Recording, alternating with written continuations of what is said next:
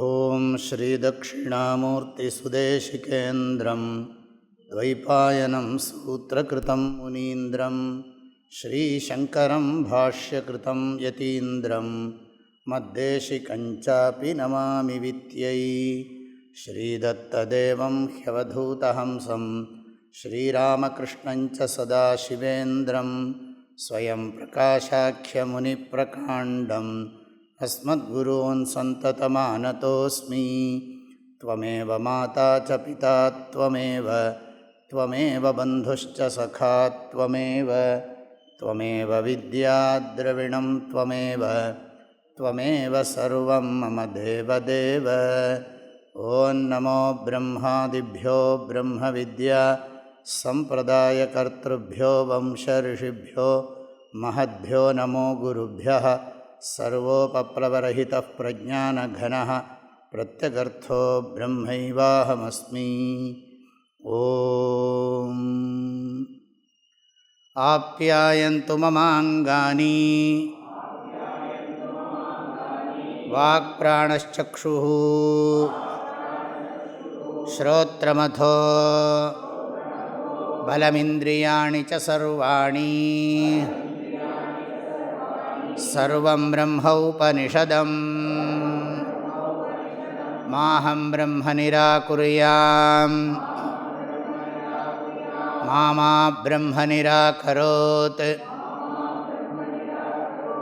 அநிராகரணமஸ்த்வநிராகரணம் மே அஸ்து. ததாத்மனி நிரதேய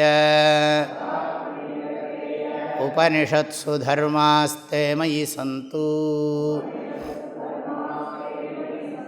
தே மயி சந்து. ஓம் சாந்தி ஷாந்தி ஷாந்தி.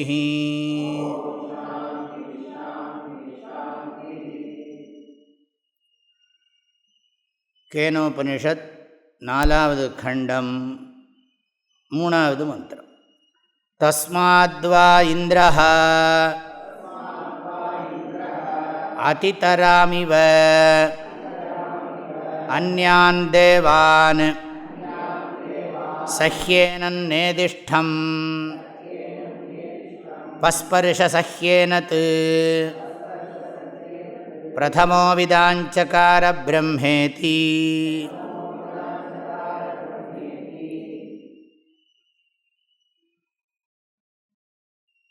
இந்த கதையின் மூலம் பிரம்ம வித்யானது புகழ்ந்து பேசப்பட்டிருக்கிறது. அக்னியும் வாயுவும் இந்திரனும் இந்த பிரம்ம வித்யினால் புகழ் பெற்றார்கள். எனவே இந்த பிரம்ம வித்யை மிகவும் சிறப்புடையது, பந்தத்தை விடுவிக்கக்கூடிய சக்தி படைத்தது, நம்மையே தன்னுணர்வையே ஒரு புறப்பொருளாக பார்க்கக்கூடிய ஆற்றலை கொடுக்கக்கூடியது. இண்டிவிஜுவாலிட்டி, மை ஓன் இண்டிவிஜுவாலிட்டியை ஆப்ஜெக்டிஃபை பண்ணி அந்த இண்டிவிஜுவாலிட்டிக்கு ரியாலிட்டியை எடுத்துடுறது. இதுதான் பெரிய விஷயம். நம்ம எல்லாருக்கும் சம்சாரத்துக்கு காரணம் என்னென்னா, இந்த தன்னுணர்வை ரொம்ப பிரபலமாக நினைக்கிறோம். தன்னுணர்வுன்னு சொன்னால் இண்டிவிஜுவாலிட்டி, தமிழ் இங்கிலீஷில் அப்படி அர்த்தம் பண்ணுறோம். சம்ஸ்கிருதத்தில் ஜீவாத்ம புத்தி அகங்காரம் அப்படின்லாம் பிரிச்சுக்கணும். அதாவது உடம்பு நான் நினைக்கிறத விட உடம்புக்குள்ளே இருந்துட்டு ஐ ஹாவ் பாடி அப்படி ஜீவாத்மான்னு நினச்சின்னு சொன்னாலும் சரி, அதுலேயும் தோஷந்தான் இருக்குது. முதல்ல அதை ஒத்துக்கிறோம். முதல் பாடம் அதுதான். ஜீவாத்மா பரமாத்மா பேத புத்தியோடு தான் வாழ்க்கையே, ஆன்மீக வாழ்க்கையே தொடங்கிறது.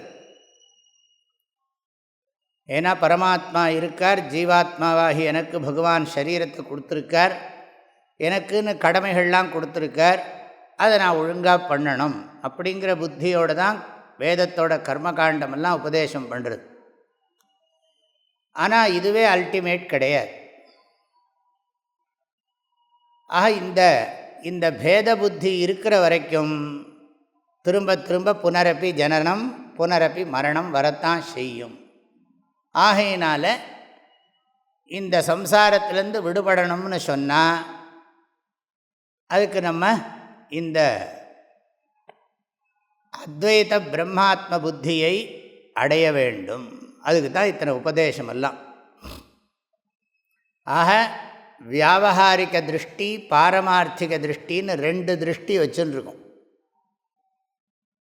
வியாவகாரிக திருஷ்டிங்கிற போது இந்த விவகார டிரான்சாக்ஷன், நம்ம காரியம் பண்ணுறது,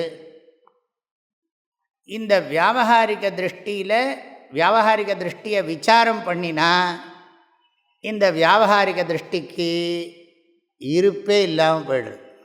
விசாரம் பண்ணுற வரைக்கும் தான் இதுக்கு சத்தான்னு சொன்னால் எக்ஸிஸ்டன்ஸ், இருப்பு. எந்த வேதம் இதை உபதேசம் பண்ணுறதோ அதே வேதம்தான் அத்வைதத்தையும் உபதேசம் பண்ணுறது.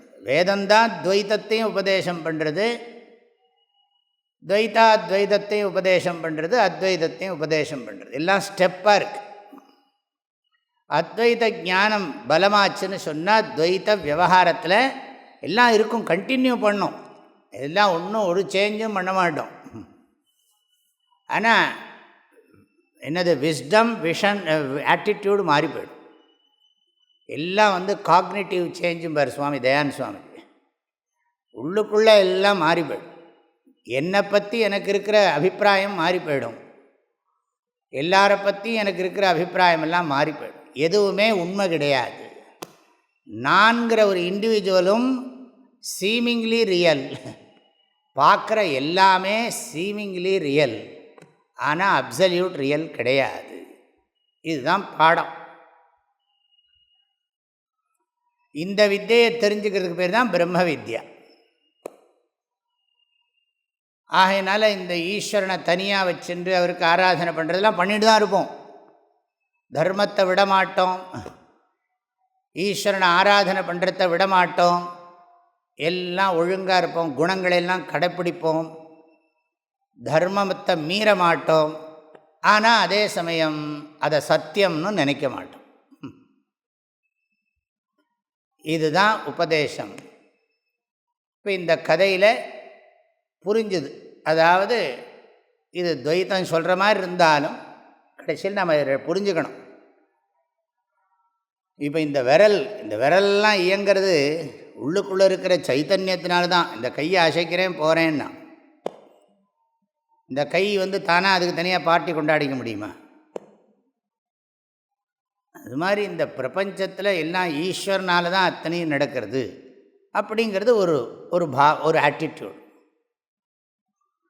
இப்போ இதில் ஒரு முக்கியமான கேள்வி என்ன வரும்னு கேட்டால்,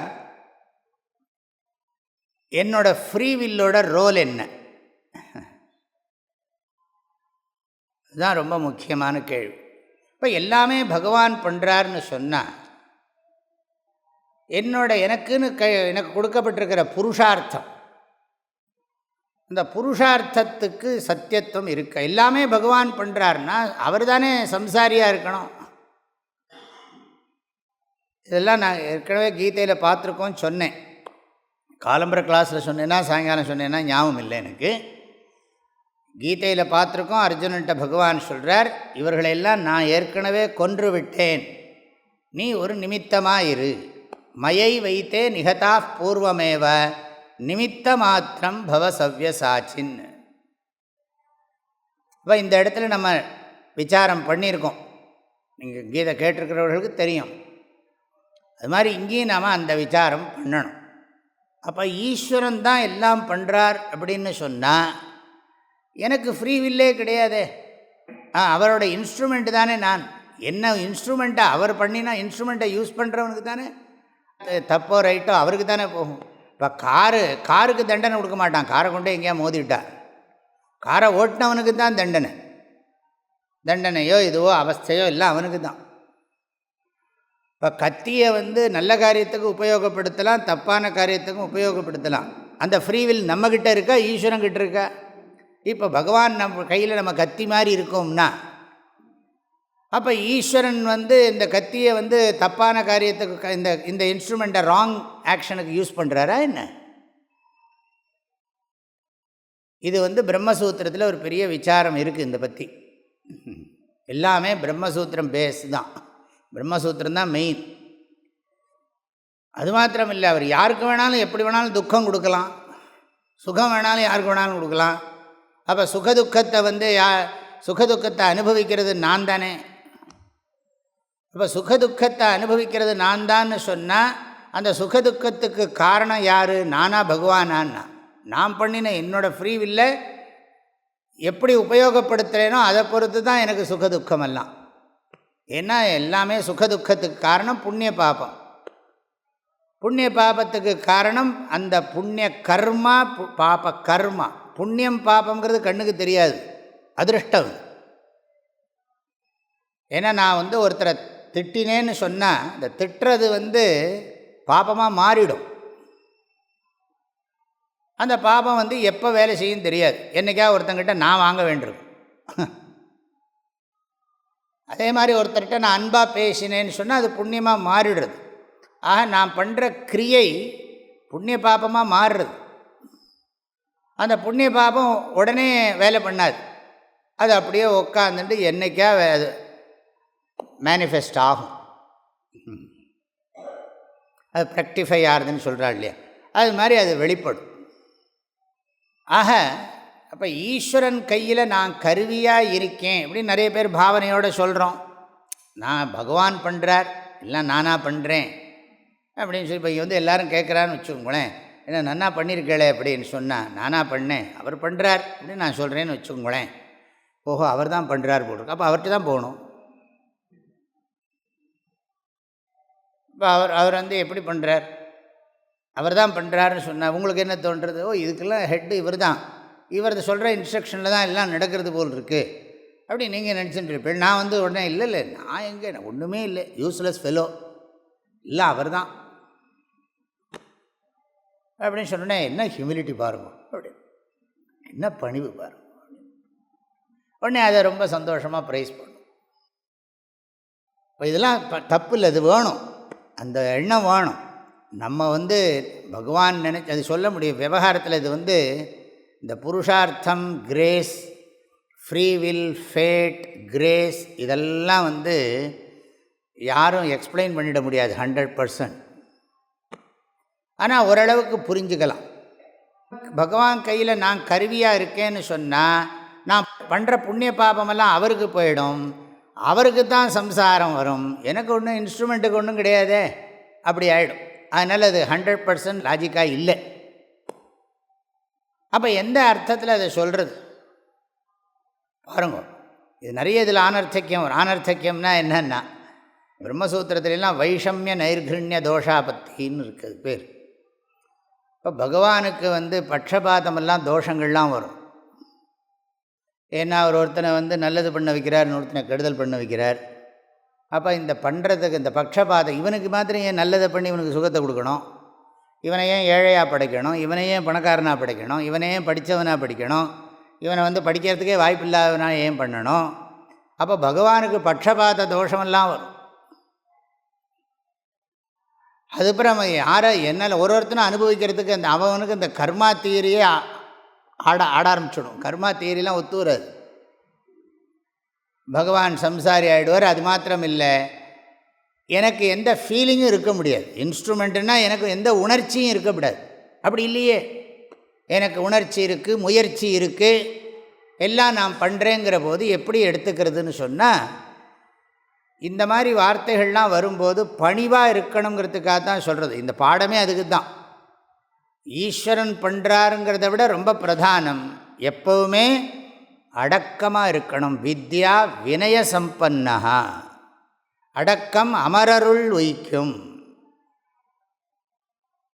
அதே சமயம் சில தெரியுது, நம்ம நினச்சதெல்லாம் பண்ணிடவும் முடியாது. நினச்சதெல்லாம் பண்ணிட முடியறதான்னு கேட்டால் அதுவும் முடியறதில்லை. நினைக்காதெல்லாம் நடக்கிறது, நினச்சதெல்லாம் பண்ண முடியல. அப்படிங்கிற போது சந்தேகம் வருது. நம்ம எஃபர்ட்டோட இது என்ன, நம்ம பிரயத்தனத்தோட விசேஷம் என்ன இருக்குது புரிஞ்சிக்க முடியல. இதுதான் மாயான்னு பேர். இப்போ ஓரளவுக்காவது அர்த்தம் சொல்கிற போது என்ன அர்த்தம் சொல்கிறோன்னு கேட்டால், அப்புறம் இன்னொரு விஷயம், பகவான் நம்மளை கருவியாக வச்சுருக்காருன்னா எனக்கு என்னத்துக்கு டீச்சிங், வேதமெல்லாம் என்னத்துக்கு, எனக்கு என்னத்துக்கு சத்தியம் வதா தர்மஞ்சர மாத்ரு தேவோ பவா பித்ரு தேவோ பவான்னு எனக்கு என்னதுக்கு உபதேசம் பண்ணணும்?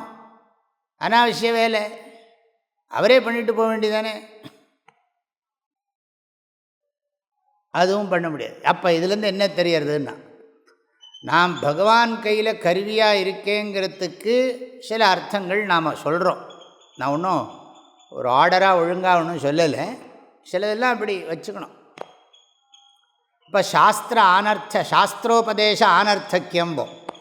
பகவான் கையில் நான் இன்ஸ்ட்ருமெண்ட்டாக இருக்கேன், பகவான் தான் என்னை இயக்கிறார், எனக்கு ஃப்ரீவில் கிடையாது அப்படின்னு சொன்னால் சாஸ்திர உபதேசமெல்லாம் வேஸ்ட்.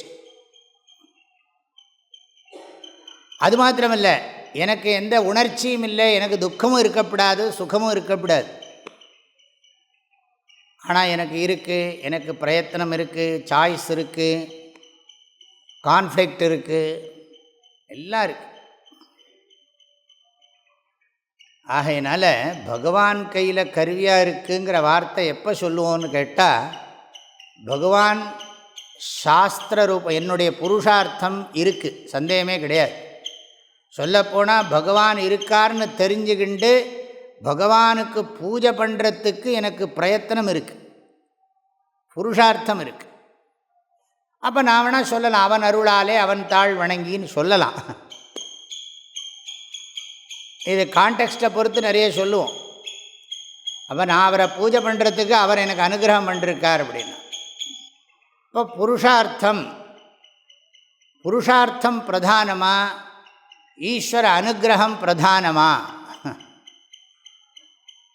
அப்படின்னு கேட்டால் நம்ம சொல்லுவோம் புருஷார்த்தந்தான் பிரதானம். புருஷார்த்தந்தான் ஈஸ்வர அனுகிரகமாக வர்றதே தவிர ஈஸ்வர அனுகிரகம் புருஷார்த்தம் இல்லாமல் வராது. புருஷார்த்தம்னா என்ன? ஃப்ரீவில். கிரேஸ் இங்கிலீஷில் கிரேஸ் ஃப்ரீவில்லை ப்ராப்பராக யூஸ் பண்ணினா தான் கிரேஸ் வரும். நிறைய பேர் என்ன சொல்லுவான், ஃப்ரீவில்லை யூஸ் பண்ணுறதுக்கே கிரேஸ் வேணுமா. அப்படி சொன்னால் இது அந்யோன்ய ஆசிரியம் மாதிரி ஆகிடும். ஆனால் நம்ம எம்ஃபசைஸ் பண்ண வேண்டியது உண்மையிலேயே நியாயமாக பார்த்தா ஃப்ரீவில் தான் இம்பார்ட்டன்ட்.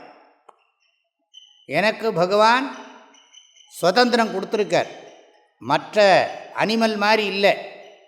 அதுக்கு ஒரு ஸ்லோகம் இருக்குது, மனுஸ்மிருதியில் ஒரு அழகான ஸ்லோகம் இருக்குது. அதாவது பகவான் கையில் குச்சியை வச்சுக்கிண்டு ஆடு மாடு மேய்க்கிற மாதிரி நம்மளை மேய்க்கிறது இல்லை. நமக்கு இன்டலெக்டை கொடுத்து நீ சூஸ் பண்ணிக்கோன்னு கொடுத்துட்டார். அதையும் அவரே பண்ணியிருந்தார்னா இந்த வம்பே வந்திருக்காது, இந்த கிளாஸே நடக்காது, நான் சன்னியாசியாகவே ஆயிருக்க மாட்டேன், பாடமே நடக்காது.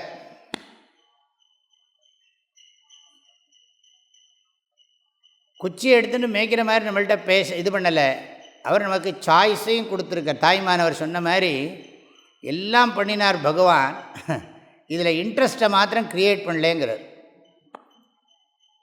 பஞ்சபூதத்தை படைச்சுட்டார், அது வேதத்தை படைச்சிருக்கார், புத்தியை படைச்சிருக்கார், நிறைய ஃபாலோ பண்ணுறதுக்கு நிறைய ப்ரோக்ராம் போட்டு கொடுத்துருக்கார். அப்புறம் பீஸ்ஃபுல்லாக இருக்கிறதுக்கு வழியும் சொல்லியிருக்கார். இவ்வளவும் பண்ணினார் பகவான். ஆனால் அதில் எனக்கு இன்ட்ரெஸ்ட்டை மாத்திரம் க்ரியேட் பண்ணாமல் விட்டார் அப்படிங்கிறார். ஐவகை எனும் பூதமாதியை வகுத்து அதனுள் அச்சரச்சர பேதமான யாவையும் வகுத்து நல்ல அறிவையும் வகுத்து மறையாதி நூலையும் வகுத்து சைவ முதல் அளவிலாம் சமயமும் வகுத்து மேல் சமயம் கடந்த மோன சமரச நிலையும் வகுத்த நீ உன்னை யான் அணுகவும் தன்னருள் வகுக்க இலையோ. அதனால தான் நம்ம காயத்ரியை ஜபம் பண்ணிகிட்டே இருக்கோம். என் புத்தி நல்ல வழியில் போகணும், நல்ல வழியில் போகணும். என் புத்தி மாத்திரம் இல்லை, எனக்கு ஒருத்தனுக்கு மாத்திரம் போய் என்ன பிரயோஜனம்? என்னை சுற்றி இருக்கிறவன் அத்தனை பேரோட புத்தியும் நல்ல வழியில் போகணும். எங்கள் வீட்டில் இருக்கிற எல்லாருடைய புத்தி நல்ல வழியில் போகணும். எங்கள் தெருவில் இருக்கிறவங்க அத்தனை பேருடைய புத்தி நல்ல வழியில் போகணும். எங்கள் ஊரில் இருக்கிறவங்க சொல்லிகிட்டே போட்டுமா, இல்லை இந்த நகா பிரச்சோதை எல்லாருமா சேர்ந்து ஜபம் பண்ணினா அதுக்கு எவ்வளோ பலன் கிடைக்கும் யோசிச்சு பாருங்க. ஸ்ரத்தையோடு பண்ணுறதில்லை. நகா தியா பிரச்சோதையா, உண்மையாக பண்ணினா பிராமணன் மாத்திரம் பண்ணினா போகிறோம், எல்லோரும் பண்ணணும்னு அவசியமே கிடையாது. பிராமணன் ஒழுங்காக இதை பண்ணினான்னா எல்லாருக்கும் பெரிய கிரேட்டஸ்ட் சோஷியல் சர்வீஸ் எது? நான் சந்தியாவந்தனம். சந்தியாவந்தனம் பண்ணுறது ஆத்மா க்ஷேமத்துக்காக இல்லை, லோகக்ஷேமத்துக்காக. நிறைய பேர் நினச்சிட்டு இருக்காரு சந்தியாவந்தனம் பண்ணால் அவனுக்கு பிரயோஜனம். அப்படி இல்லை. அவன் சந்தியாவந்தனம் பண்ணால் உலகத்துக்கு செய்ய வேண்டிய கடமை அது. சந்தியாவந்தனத்தை விட்டால் சமூகத்துக்கு செய்ய வேண்டிய அதிருஷ்ட கடமையை விட்டு விலகின பாபம் வரும், பயம் வந்துடும். இப்படியே கில்ட்டை க்ரியேட் பண்ணுறேம்மா. இப்போ இப்படியே கில்ட்டே இல்லாமல் இருக்குது. நீங்கள் எப்போ கில்ட்டே இல்லாமல் இருக்கணும்னு நினைக்கிறியா அப்படின்னா அவன் யதேஷ்டாச்சாரம். அப்படி இல்லைப்பா, சாஸ்திரம் அப்படி சொல்லாது. தஸ்மாத் சாஸ்திரம் பிரமாணந்தே காரியா காரிய வியவஸ்திதௌ ஞாத்வா சாஸ்திர விதானோக்தம் கர்ம கர்த்தும் இஹார்ஹசி. சாஸ்திரம்தான் உனக்கு பிரமாணம். எதை நீ செய்யணும், எதை செய்யக்கூடாது, எதை பேசணும், எதை பேசக்கூடாது, எதை நினைக்கணும், எதை நினைக்கக்கூடாது அப்படிங்கிற விஷயத்தில் சாஸ்திரம்தான் பிரமாணம். அந்த சாஸ்திரத்தில் என்ன சொல்லியிருக்குன்னு தெரிஞ்சு அதுபடி சிந்தனை, பேச்சு, விவகாரம் எல்லாம் வச்சுக்கோ. அது உனக்கும் நல்லது, ஊருக்கும் நல்லது. இப்போ நான் ஒரு விஷயம் இப்போ சொல்லியிருக்கேன். அதாவது புருஷார்த்தம் பிரதானமா அனுகிரகம் பிரதானமானா, புருஷார்த்தம் இல்லாமல் அனுகிரகம் வராது. இப்போ உதாரணத்துக்கு ஒன்று சொல்கிறேன். இப்போ இந்த இடம் கட்டியிருக்கோம், ஹால் கட்டியிருக்கோம். இதில் இருக்கிற ஸ்பேஸ் பகவானோடு ஆல்ரெடி அனுகிரகம் இருக்குது. நம்ம இந்த ஸ்பேஸை க்ரியேட் பண்ணவா முடியும்? நம்மளால் முடிஞ்சது சைடில் செவரை கட்ட வேண்டியது, மேலே கூரையை போட வேண்டியது. கூரையை போடுறதுக்கு நம்முடைய முயற்சி தேவை, நம்முடைய திட்டமிடல் வேண்டும். அதுவும் பகவான் தான் பண்ணுறான்னு சொல்லி இப்படி குழப்பப்படாது. நம்ம எல்லாருக்கும் அனுபவம் இருக்குது. நகி திருஷ்டே அனுபவன்னம் நாமான்னு. அது மாதிரி நமக்கு அனுபவத்தில் தெரியுறது, நமக்கு ஃப்ரீ வில் இருக்குது தெரியுது. இந்த கிளாஸ் அட்டன் பண்ணலாமா வேண்டாமா, இதை பண்ணலாமா வேண்டாமா, நம்ம கையில் பகவான் கொடுத்துருக்கார். இல்லாட்டி என்னத்துக்கு சூஸ் பண்ணுறேள்? வரஹான்னு, வரன்னா என்ன? சூஸ் பண்ணுறதுன்னு அர்த்தம். நம்முடைய புருஷார்த்தத்தை யூஸ் பண்ணி தான் மாப்பிள்ளையை தேர்ந்தெடுக்கிறது. ஸ்வயம் வரஹான்னா என்ன அர்த்தம்? அதுதான் நடந்துட்டுருக்கு இப்போ. அல்ல ஸ்வயம் விருணோத்தி, தானே தேர்ந்தெடுப்பது, அதுக்கு பேர் தான் ஸ்வயம் விருணோத்தி. அந்த காலத்தில் எல்லாம் குழந்தையாக இருக்கும், சின்னதாக இருக்கும், அதுவாக சூஸ் பண்ணும், இவங்களே சூஸ் பண்ணிவிடுவாங்க. இப்போ நம்ம இந்த கட்டடம் கட்டியிருக்கிறது நம்ம புருஷார்த்தம். பகவானோட அனுகிரகம் எப்போவுமே இருக்குது. அது மாத்திரமில்லை, சில விஷயங்களில் நான் என்றைக்கோ பண்ணின புண்ணிய கர்மாவுக்கு இன்றைக்கி பகவான் அனுகிரகம் பண்ணுவார். ஏன்னா ஒன்றுன்னா தான் பண்ணுவார், எடுத்த உடனே பண்ணிவிடுவார்னு சொல்ல முடியாது. அவருடைய விதி, இந்த பிரபஞ்சத்தோட நியதி, அந்த ஆர்டர் அப்படி இருக்குது. இன்றைக்கி பண்ணினா இன்றைக்கே இந்த புண்ணியத்துக்கு பலன் வராது. இப்போ நம்ம ஜபம் பண்ணுறோம்னா, இந்த ஜபம் பண்ணி எப்போவோ பண்ணின புண்ணியந்தான் இன்றைக்கி கிளாஸில் உட்காந்துருக்கும். எப்போவோ நம்முடைய புருஷார்த்தத்தை யூஸ் பண்ணினதுனால தான் இந்த சாஸ்திரத்தை இப்போ படிக்கிற பாக்கியம் கிடைச்சிருக்கு. ஆகவே புருஷார்த்தம் சம்ஸ்கிருதத்தில் அதுக்கு ஒரு ஸ்லோகம் இருக்குது அழகா. பூர்வஜன்மார்ஜிதம் கர்ம தத்தைவமிதி கத்யதே தஸ்மாத் புருஷகாரம் வினா தெய்வம் ந சித்தியதி. தெய்வம்னு சொன்னால் கிரேஸ், அனுகிரகம். எல்லாத்துக்குமே தெய்வம். இந்த கையை இப்படி தூக்கணும்னா அதுக்கு தெய்வம் இருக்குது. ஹஸ்தஸ்ய இந்திரஹா, இந்திரனுடைய அனுகிரகத்தினால தான் இது நடக்கிறது சொல்கிறோம், அது வேறு. ஆனாலும் தெய்வம்னு சொன்னால் தெய்வத்தான் ஆகாதெனினும் முயற்சி தன் மெய்வருத்த கூலி தரும். அப்படின்னா என்ன அர்த்தம்? முயற்சிக்கு தான் முக்கியத்துவம். பூர்வ ஜன்மார்ஜிதம் கர்ம, முன்பு செய்த நான் கர்மா சேர்த்து வச்சுருக்கேன். ஒரு ஆக்ஷனும் என்னவா மாறுறது? பூர்வ ஜன்மார்ஜிதம் கர்ம தத் தெய்வமிதி கச்சதே. அதனால தான் ஜோசியனுக்கு தெய்வஜன்னு பேர். அவனை என்ன எழுதுகிறாங்க அங்கே ஜோசியத்தில்? முதல்ல பதவி பூர்வ புண்ணியானாம் லிக்கியத்தை ஜன்ம பத்திரிகா, அப்படி தான் எழுதுகிறார். ஜாதகம் எழுதுகிற போது முதல்ல ஒரு ஸ்லோகம் இருக்குது. அது யார் சரியாக பார்க்குறா? ஜனனி ஜன்ம சௌக்கியானாம் வர்தனி குலசம்பதாம் பதவி பூர்வ புண்ணியானாம், பிராக்கெட்டில் போட்டுக்கணும், பதவி பூர்வ பாப்பானாம். அது போட மாட்டான், அது அர்த்தம் அதில் இன்க்ளூடட். லிக்கியத்தை ஜன்ம பத்திரிக்கா. இந்த 10 ஜாதகம் எழுதுகிற போதே முதல்ல இந்த ஸ்லோகத்தை சொல்லிட்டு தான் எழுதுகிறான்.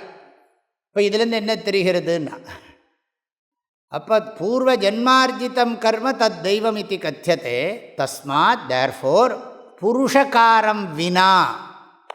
புருஷகாரம்னா செல்ஃப் எஃபர்ட், ஃப்ரீ வில், நம்ம அதை யூஸ் பண்ணுறது. புருஷகாரம் வினா தெய்வம் ந சித்தியதி, தெய்வம் வேலை செய்யாது. யதா ஏகேன சக்கரேண ந ரதஸ்ய கதிர் பவேத் ஏவம் புருஷகாரம் வினா தெய்வம் ந சித்தியதி. இன்னொரு ஸ்லோகம், ஒரு சக்கரத்தினால தேர் ஓடாது. நம்ம இன்றைக்கி ஒன்று பண்ணுறோம்னா ஏற்கனவே பண்ணினது நமக்கு புஷ் பண்ணுறது. இந்த தேர் இழுக்கிற போது முன்னால் கொஞ்சம் பேர் இழுப்பா, பின்னாடி கொஞ்சம் பேர் தள்ளுவா. பின்னால் தள்ளுற மாதிரி நம்ம ஏற்கனவே பண்ணின புண்ணியம் நம்மளை வேலை செய்யுது. புண்ணியமோ பாப்பமோ வச்சுக்கோங்க, நான் புண்ணியத்தை மாத்திரம் ஃபோக்கஸ் பண்ணி பேசுகிறேன். பாப்பம் ஆல்சோ அண்டர்ஸ்டுட். அது ரொம்ப பேசினா அப்புறம் அது ஏற்கனவே நிறைய மனசுக்குள்ளே தான் இருக்கும், தேவையில்லாதெல்லாம் ஆரம்பிக்கும். ஆக அந்த பின்னால் புஷ் பண்ணுறான், முன்னால் இப்போல்லாம் வந்து ஜேசிபி. அந்த காலத்தில் அதுக்குன்னு ஒரு கம்யூனிட்டி இருப்பா, மேலே ஏறி குதிப்பா. அது மேலே இந்த பின்னாடி அதெல்லாம் வச்சுட்டு மேலே ஏறி நின்று, அதுக்கு பேர் சன்னை போடுறதுன்னு பேர். அந்த மேலே இப்படி இருக்கும், அது மேலே ஏறிண்டு குச்சியை வச்சுன்னு குதின்னு குதித்த உடனே தேர் அப்படியே நகரும். முன்னால் வேறு இழுக்கணும், பின்னால் வேறு இது பண்ணணும். ஆக புருஷார்த்தம் அப்படிங்கிறது தான் ரொம்ப முக்கியம். ஈஸ்வரனுடைய அனுகிரகம். இந்த ஸ்லோகத்தில் வந்து இந்த இடத்துல பேசுகிறது வந்து வேறு அர்த்தம். ஆனால் நம்ம எடுத்துக்கிறத ஒரு கான்டெக்ஸ்டில் ஒரு மீனிங்கில் அதை எடுத்துக்கிறோம் நாம். நான் இதை பற்றி அப்புறம் நான் உங்களுக்கு ஒரு அனலைஸ் பண்ணி சொல்கிறேன். நிறைய விஷயங்கள் இதுக்குள்ளே இருக்குது. இந்த கான்டெக்ஸ்ட்டில் என்ன சொல்லியிருக்குன்னா, இப்போ பகவான்கிறத நீங்கள் நமக்குள்ளே எடுத்துக்கோங்க. நம்ம கை கால்கள் தான் தேவர்கள்ங்கிறது வேறு ஒன்றும் இல்லை, நம்ம இந்திரியங்கள் தான். கர்மேந்திரியங்களும் ஞானேந்திரியங்களும் மனசும் தான். நேற்றுக்கு சொல்லிட்டேன்னு நினைக்கிறேன். ஆஹா, கர்மேந்திரியங்கள் ஞானேந்திரியங்கள் அதுதான். ந தத்ர சக்ஷுர் கச்சதி ந வாக் கச்சதி நோ மனஹ ந வித்மஹ ந விஜானீமஹ யதைததனுசிஷ்யாத். அந்த மந்திரத்தை முதல் கண்டம் 3வது மந்திரத்தை வச்சு கொண்டு சொன்னேன். அங்கே கண் போகாது, அதை கண்ணால் பார்க்க முடியாது, வார்த்தையால் விளக்க முடியாது, மனதும் அதை சிந்திக்க முடியாது, அந்த மெய்ப்பொருளை சிந்திக்க முடியாது. அதை நாங்கள் ஆப்ஜெக்டிஃபை பண்ணி அதை தெரிஞ்சிக்கவே இல்லை. அப்புறம் சிஷ்யர்களுக்கு எப்படி சொல்கிறதுன்னு எங்களுக்கு தெரியாது. ஆனால் எங்களுக்கு குருவெல்லாம் எப்படி சொல்லி கொடுத்தான்னா, அது அறிந்ததை காட்டிலும் வேறானது, அறியாததை காட்டிலும் வேறானது என்று சொல்லி கொடுத்தார்கள். அவர்கள் அந்த கம்யூனிகேஷனை நாங்கள் ப்ராப்பரான சென்ஸில் அண்டர்ஸ்டாண்ட் பண்ணிட்டோம். அப்படி தான் நாங்கள் புரிஞ்சுட்டோம். அது எப்படின்னா, அதுக்கு தான் நிறைய சொன்னார். எத் சக்ஷுஷா ந பஷ்யதி ஏன சக்ஷு கும்ஷி பஷ்யதி, எத் வாச்சா அனபியுதித்தம் ஏன வாகபியுத்தியதே. அப்போ நீங்கள் இதை எப்படி எடுத்துக்கணும்னா, இப்போ நான் இல்லாமல், இந்த உடம்புக்குள்ள உணர்வாகிய நான் இல்லாமல் இவைகள்லாம் இயங்க முடியாது.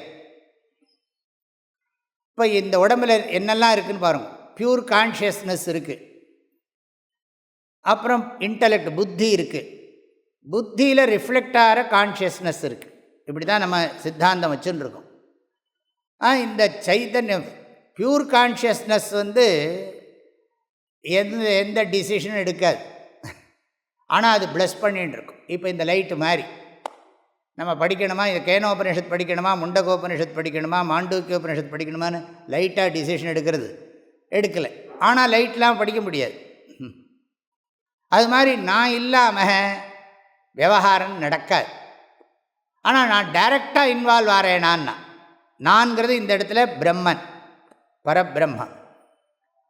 அப்புறம் என்ன, அது மைண்டு இருக்குது, அதில் ரிஃப்ளெக்ட் ஆகிற கான்ஷியஸ்னஸ் இருக்குது. மைண்டுக்கு இந்திரியங்கள் இருக்குது, அப்புறம் உலகம் இருக்குது. ஆக நான் இருக்கேன், மனசு இருக்குது, மனசில் ரிஃப்ளெக்ட் ஆகிற கான்ஷியஸ்னஸ் இருக்குது. அதுக்கு பேர் தான் ஜீவாத்மான்னு பேர். அதுதான் சம்சாரி.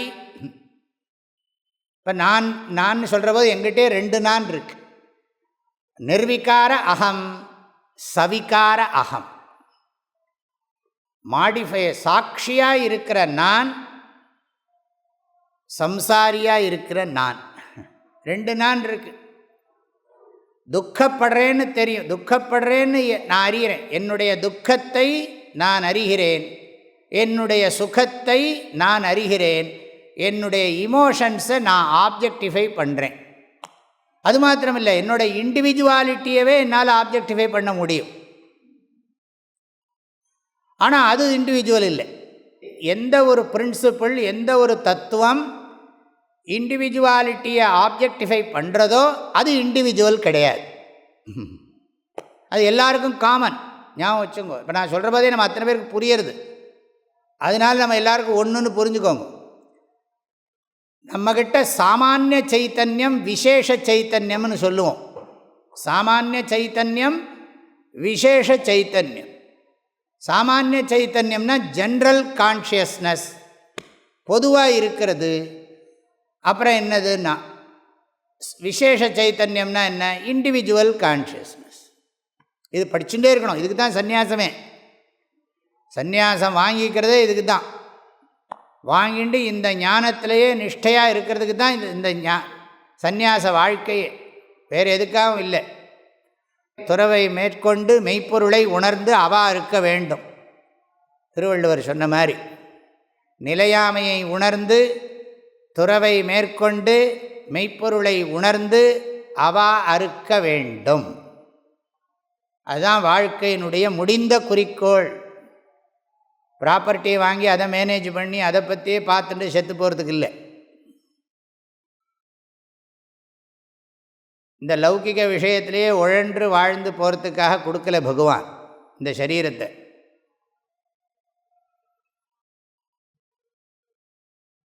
இப்போ என்னோட சந்நிதியில் இந்த ஜீவாத்மா, என்னோட சந்நிதின்னு சொல்கிற போது பிரம்ம சைத்தன்யம், ஜீவ சைத்தன்யம் அப்படிலாம் போட்டுக்கோங்க. எல்லாம் நம்மக்கிட்டே இருக்குது. அதனால தான் சென்ஸ் ஆர்கன்ஸ் எல்லாம் வேலை பண்ணுறது, எல்லாம் இது பண்ணுறது. அது மாதிரி இப்போ இந்திராதி தேவர்கள்னு சொன்னால், இந்திரன்கிறது இந்திரஹா இஸ் ஈக்குவல் டு மனஹா. அப்புறம் என்னது, அக்னிஹி இஸ் ஈக்குவல் டு ஞானேந்திரியாணி, வாயு இஸ் ஈக்குவல் டு கர்மேந்திரியாணி போட்டுக்கோங்க, தப்பு இல்லை. இதெல்லாம் என்னென்னா இந்த உணர்வு இல்லாமல் இவைகளால் செயல்பட முடியாது. கண்ணுக்கு தனியாக கிரெடிட்டு கிடையாது. காதுக்கோ மூக்குக்கோ நாக்குக்கோ தோலுக்கோ எதுக்கும் தனித்தனியாக அது நான் இதை பண்ணிவிட்டேன் அதை பண்ணிவிட்டேன் அப்படின்லாம் அது சொல்லிட முடியாது. ஏன்னா அது என்னோட பிளெஸ்ஸிங்ஸில் தான் வேலை பண்ணுறது. அந்த அர்த்தத்தில் இதை எடுத்துக்கிறோம். இது ஒரு டாபிக். ஆக பிரம்ம சந்நிதியில் தான் அந்தःகரணங்களும் இந்திரியங்களும் வேலை பண்ணுகின்றன. அதுக்கு எக்ஸாம்பிள் நம்ம தான், வேற எங்கேயும் போக முடியாது. வெளியில் இந்த டோட்டலாக இருக்கிறத நம்ம அனுபவிச்சுட்டு இருக்கிற பிரபஞ்சத்தை பார்த்து சொல்ல முடியாது. அண்டத்தில் இருப்பது பிண்டத்திலும் இருக்குது. இந்த ஒரு வரையறுக்கப்பட்ட உடம்பு மனசுக்கு ஆதாரமாக இருக்கிற சர்வகதமாக இருக்கிற சைத்தன்யம். எப்படி நீங்கள் உதாரணத்துக்கு ஒன்று சொல்கிறேன். ஒரு இடம் இருக்குது, ஒரு பெரிய இடம் இருக்குது. அந்த இடத்துல நிறைய கட்டடத்தை கட்டுறான். ஏற்கனவே அங்கே இடம் இருந்தது. அந்த ஸ்பேஸில் நிறைய ஒரே மாதிரி கட்டடம் கட்டுறான். சமத்துவபுரம் ஒன்று கட்டுறான்னு வச்சுக்கோங்களேன். சமத்துவபுரம் கட்டுறான். அது மாதிரி தான் நம்ம எல்லா பாடியும். நீங்கள் அப்படி இமேஜின் பண்ணிக்கணும். எப்படி ஸ்பேஸில் நிறைய பில்டிங்ஸ் இருக்கோ அது மாதிரி இந்த பியூர் கான்ஷியஸ் எவர் பர்வேடிங்லாம் சொல்கிறோமே, சர்வகதமாக இருக்கிற சைத்தன்யம், எங்கும் நீக்கமர நிறைந்திருக்கிற தூய உணர்வு. தமிழில் சொல்கிறேன், சம்ஸ்கிருதத்தில், இங்கிலீஷில், எந்த பாஷையில் புரிஞ்சாலும் சரி, அதில் தான் எல்லாம் கட்டடம் தான். ஒன்றும் இந்த உடம்பு மனசெல்லாம் எல்லாருக்கும் ஒரு ஒரு கட்டடம் மாதிரி நம்மெல்லாம் இருக்கும். எல்லா கட்டடத்துக்குள்ளே எப்படி ஒரே ஸ்பேஸ் தான் இருக்கோ, கட்டடத்துக்கு வெளியிலையும் கட்டடத்துக்கு உள்ளேயும் சுவத்திலையும் சுவரிடை வெளிபோல் யான் என் ஸ்வரூப சுபாவமானேன். கைவல்ய நவநீதம். எவருடை அருளால் யானே எங்குமாம் பிரமம் என்பால் கவருடை புவனமெல்லாம் கற்பிதம் என்று அறிந்து சுவரிடை வெளிபோல் யான் என் ஸ்வரூப சுபாவமானேன். சுவரிடை வெளி. எப்படி இந்த பிரிக்குக்குள்ள ஸ்பேஸ் இருக்கிறது அண்டர்ஸ்டுட், நம்ம உடைக்க வேண்டாம். அது மாதிரி இந்த பாடியில் பியூர் கான்ஷியஸ்னஸ் இருக்கிறது அண்டர்ஸ்டுட், புரிஞ்சுக்க வேண்டி. ஸ்பேஸ் இல்லாமல் லைட் இல்லாமல் வேலை பண்ண முடியாது. அது மாதிரி இந்த சைத்தன்யம் இல்லாமல் ஒரு விவகாரமும் கிடையாது. அந்த அர்த்தத்தில் இங்கே சொல்லியிருக்கு. இன்னொரு அர்த்தத்தில் நாம் எடுத்துக்கிறோம். இப்போ ஈஸ்வரன் எடுத்துட்டாலே இப்படிலாம் இருக்குது. ஈஸ்வரனையே ரெண்டாக பிரிக்க வேண்டியிருக்கு. ஒரு ஈஸ்வரன் என்னென்னா ஒரு வேலையும் பண்ணாத ஈஸ்வரன். இன்னொரு ஈஸ்வரன் என்னென்னா ஏகப்பட்ட வேலையை பண்ணிட்டு இருக்கிற ஈஸ்வரன். இப்போ நம்ம இதுக்கு பேர் சம்ஸ்கிருதத்தில் என்னென்னா நிர்குண சர்வகத சுத்த சைத்தன்யம்.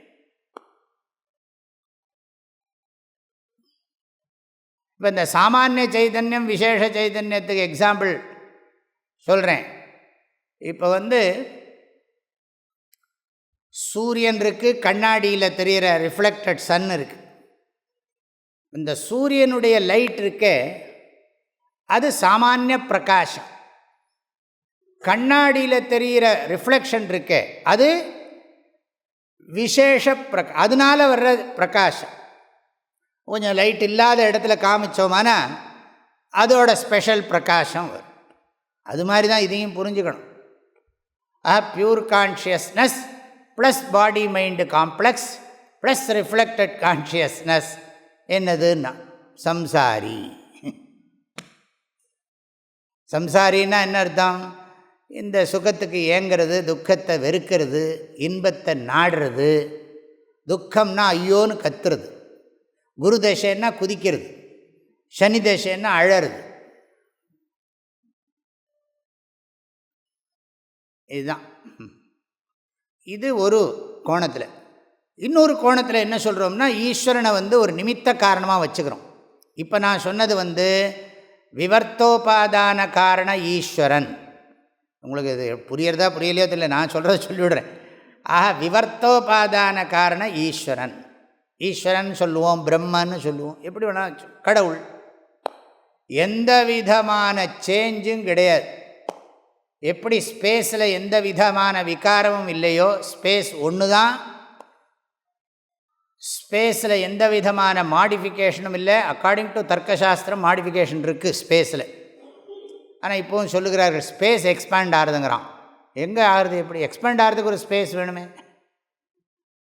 எப்படி தெரியாது. அதெல்லாம் வேறு விஷயம். நமக்கு அனுபவத்தில் நம்ம பார்க்குறோம். நமக்கு இந்த ஆகாசம் இருக்குது. இந்த ஆகாசத்தில் எந்த விதமான மாற்றமும் இல்லை. இந்த ஆகாசம் ஒன்று, அத்வைத்தம். ரெண்டாவது ஆகாசம் கிடையாது. ஆனால் இதில் ஒரு தோஷம் என்னென்னா இது ஜடம், இதுக்கு அறிவு கிடையாது.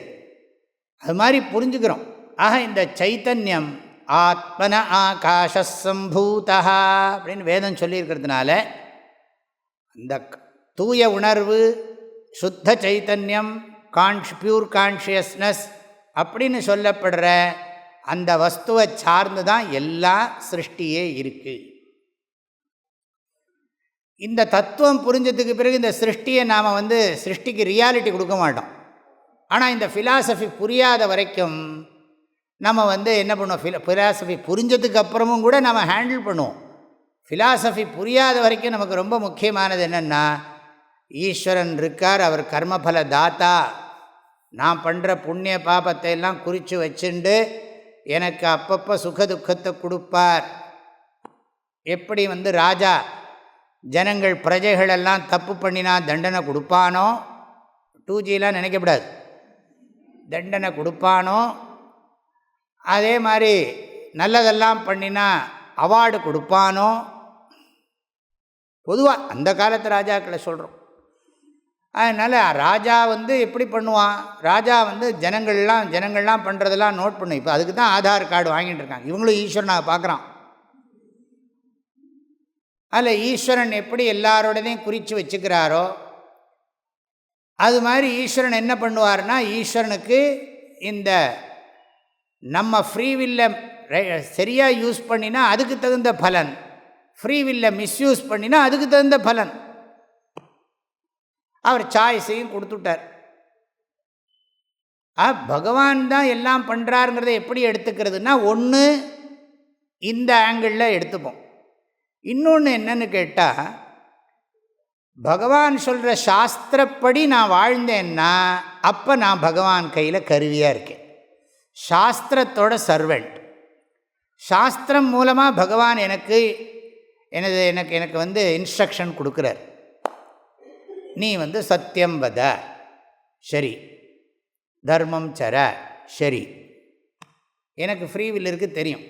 பகவான் சொல்கிறார் சத்தியம் வத தர்மஞ்சர அப்படின்னு. யார் சொல்கிறா? சாஸ்திர ரூபமாக இருக்கிற பகவான்.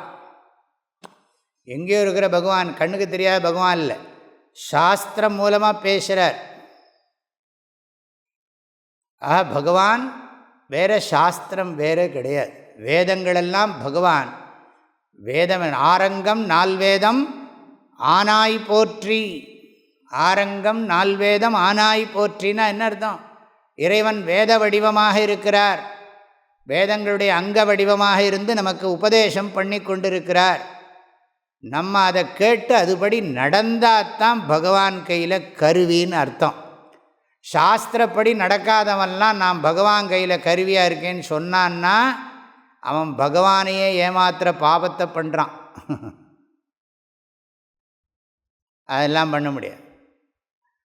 ஏன்னா பகவான் நமக்கு ஃப்ரீவில்லை கொடுத்து, இதை பாரு உனக்கு நல்ல சான்ஸ் கொடுத்துருக்கேன், இந்த ஹியூமன் பாடி கொடுத்துருக்கேன், நல்ல உடம்பை கொடுத்துருக்கேன், மனசை கொடுத்துருக்கேன். ஆனால் இந்த உடம்பு ரொம்ப நாளைக்கு இருக்காது, இதில் தான் உன் புத்தி சரியாக வேலை செய்யும். வேறு எதுலேயும் எந்த உடம்புக்குள்ளேயும் இந்த புத்தி சரியாக வேலை செய்யாது. மனுஷ உடம்புக்குள்ளே தான் புத்தி நன்றாக வேலை செய்யும்.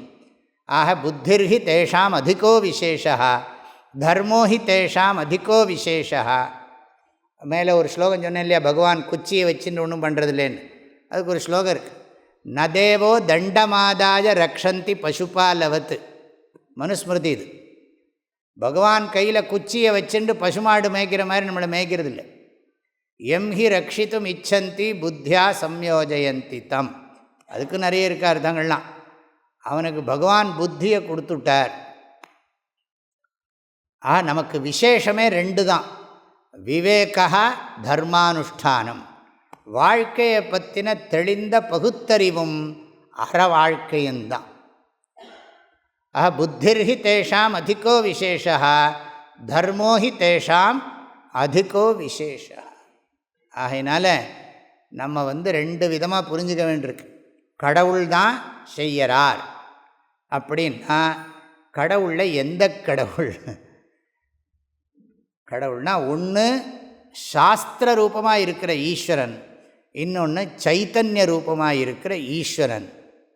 இன்னொரு ஈஸ்வரனையும் சொல்லணும். ஆக்சுவலாக நிமித்த காரணமாக இருக்கிற ஈஸ்வரன். நிமித்த காரணம்னா இந்த கர்மபல தாத்தா, இன்டெலிஜென்ட் காசுன்னு சொல்கிறோம் இல்லையா, அந்த இன்டெலிஜென்ட் காசாக இருக்கக்கூடிய பகவான் தான் என்ன பண்ணுறாருனா, இந்த ஜீவர்கள்லாம் பண்ணக்கூடிய புண்ணிய பாபத்தை நோட் பண்ணி வச்சுண்டு அதுக்கு பலனை கொடுக்குறாரு.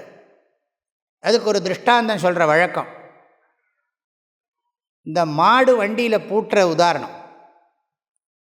இதெல்லாம் அதுக்கே இப்போ எல்லாம் ஏர்போர்ட்லேயே வச்சுட்டான். தேரில் வந்தாச்சு. இப்போ மும்பை ஏர்போர்ட்டில் தேர் வச்சுருக்கான் பெருசாக. அதாவது இனிமேல் அங்கே தான் இருக்க போகிறதுன்னு அர்த்தம், ஊர்லாம் ஓட்ட போகிறது இல்லைன்னு அர்த்தம். எல்லாம் மியூசியத்துக்கு வந்துன்னு இருக்குது. மாட்டு வண்டி அது இதெல்லாம் வச்சுருக்கான். இப்போ இந்த மாட்டு வண்டி இருக்கே, வண்டி இருக்குது ஒரு பக்கம், மாடு ஒரு பக்கம் இருக்குது. மாடு ஈஸ் ஈக்குவல் டு ஜீவாத்மா. இந்த வண்டி இருக்கே அது ஜடமான கர்மா. வண்டி ஈஸ் ஈக்குவல் டு கர்மா. இந்த ரெண்டையும் பூட்டுறதுக்கு ஒருத்தன் வேணும். மாட்டை வண்டியில் பூட்டி வண்டியை இழுத்துன்னு போகணும். ரொம்ப எக்ஸ்டெண்ட் பண்ணக்கூடாது எக்ஸாம்பிளை. அது மாதிரி இந்த ஜீவன் இந்த கர்மாவை அனுபவிக்கணும்னு பகவான் வச்சிருக்க. அதை பூட்டுறவன் மாதிரி. ஈஸ்வரனோட வேலை என்னன்னா, நீ இந்த பண்ணினியா, எப்படி ஒரு முதலாளி வேலைக்காரனோட வேலையை கவனித்து அதுக்கு தகுந்த மாதிரி பணம் கொடுக்குறாரோ சம்பளம் கொடுக்குறாரோ அப்படி ஒரு தொழிலாளி வேலை செய்கிறான். முதலாளி இருக்கார். முதலாளி என்ன பண்ணுறார், தொழிலாளியினுடைய வேலையினுடைய தரத்தை பார்த்து அதுக்கு தகுந்த மாதிரி அவனுக்கு சம்பளம் கொடுக்குறார். அது மாதிரி நாமெல்லாம் ஆண்டவன் உலகத்தில் முதலாளி, அவனுக்கு நான் ஒரு தொழிலாளி. அப்படி ஒரு சினிமா பாட்டு இருக்கு இல்லையா? ஆகையினால நம்மெல்லாம் நாம் ஒரு தொழிலாளி. நம்ம பண்ணுற புண்ணிய பாபங்களுக்கெல்லாம் பகவான் பலனை கொடுத்துட்டுருக்க. இப்போ நீங்கள் இப்படி புரிஞ்சுக்கோங்க. நான் கருவியாக இருக்கேன்னு சொல்கிற போது சாஸ்திரத்துக்கு கட்டுப்பட்டிருக்கேன்னு அர்த்தம். அப்புறம் பகவான் என்ன பண்ண வைக்கிறார்னா, நான் முன்னால் பண்ணின புண்ணிய பாபம் என்னை இப்போ படுத்துறதோ சுகம் கொடுக்குறதோ. இந்த ஜாதகம் சனி திசையெல்லாம் என்னென்னா இந்த கர்மாவை தெரிஞ்சுக்கிறதுக்கு ஒரு குழு தான், வேற ஒன்றும் இல்லை. எல்லாம் அது என்ன சொல்லு, நம்ம கர்மா வேலை இப்போ உன் கர்மா பாபகர்மாவில் நம்ம சனி என்ன ஸ்பெஷலாக கொடுக்க போகிறார். அவருக்கு நம்மளுக்கு கஷ்டம் கொடுக்குறதோட வேலை பண்ணால் அவருக்கு எத்தனை பாவம் வரும் இல்லையா? சனி ஜீவனா கடவுளா? அக்கார்டிங் டு சாஸ்திரம் சனி ஒரு உத்தமமான பதவியில் இருக்கிற ஜீவன். அவரோட போஸ்ட் அது, ஏதோ ஒரு பதவி. அந்த பதவிக்கு ரொம்ப மரியாதை கொடுக்குறாங்க எல்லோரும். சுற்றி 4 பேர் உட்காந்துருக்கான், புதன் இவங்கள்லாம். அவங்களுக்கெல்லாம் பொறாமையாக இருக்கவனை பார்த்து சொல்கிறேன். நம்மளை கற்பனை பண்ண வேண்டியதானே, இதை வச்சு ஒரு ட்ராமாவே போட்டுவிடலாம். இவன் கோயிலுக்கு மாத்திரம் இத்தனை பேர் வரானே, அவன் என்ன அப்படி நம்ம நல்லதெல்லாம் பண்ணினா இனிமேல் சரியில்லை, நாமளும் எல்லோரும் கெடுதல் பண்ண ஆரம்பிச்சிடுவோம். ஏன்னா இவன் கோயிலுக்கு இத்தனை பேர் வரான், நம்ம கோயில் எனக்கு வாழைப்பழம் கூட கிடைக்க மாட்டேங்கிறது அப்படின்னு சொல்லி குருவோ சூரியனோ சந்திரனோ இவா கிரகங்கள்லாம் இருக்காளே அவளுக்கெல்லாம் கொஞ்சம் துக்கமாக இருக்காது? எனக்கு என்னமோ அப்படி தோன்றுறது பாவம். இப்போ ஈஸ்வரனை நீங்கள் சுத்த சைத்தன்யமாகவும் வச்சுக்கணும், நிமித்த காரணமாகவும் வச்சுக்கணும், சாஸ்திர ரூபமாக வச்சுக்கணும். எந்த நேரத்தில் எதை சொல்கிறோன்னு புரிஞ்சுக்கணும். அதை வச்சுன்னு தான் பார்க்கணுமே தவிர எல்லாமே ஈஸ்வரன் பண்ணுறாருன்னு சொல்லி சாஸ்திரத்தை சரியாக புரிஞ்சிக்காம இது பண்ணிக்கப்படாது, துக்கப்படுத்திக்க நம்மளை நாமளே குழப்பிக்கப்படாது. சரி, இந்த அளவில் நான் இதை பூர்த்தி பண்ணுறேன். இதில் இன்னும் இருக்குது, இருந்தாலும் நான் எனக்கு எப்படி அது தோன்றதோ அதை பொறுத்து நான் சொல்கிறேன். ஆக இப்போ இந்த மந்திரங்களெல்லாம் நம்ம படிச்சிருக்கோம்.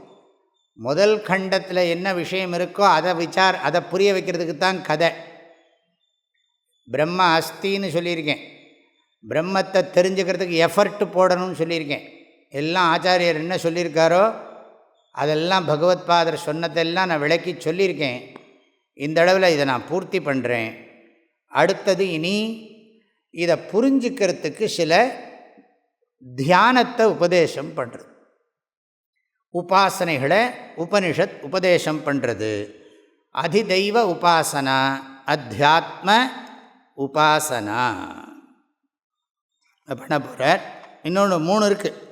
அப்புறம் 3 விதமான உபாசனை சொல்லப்போனால் 1, 2, 3, 4 இருக்குது.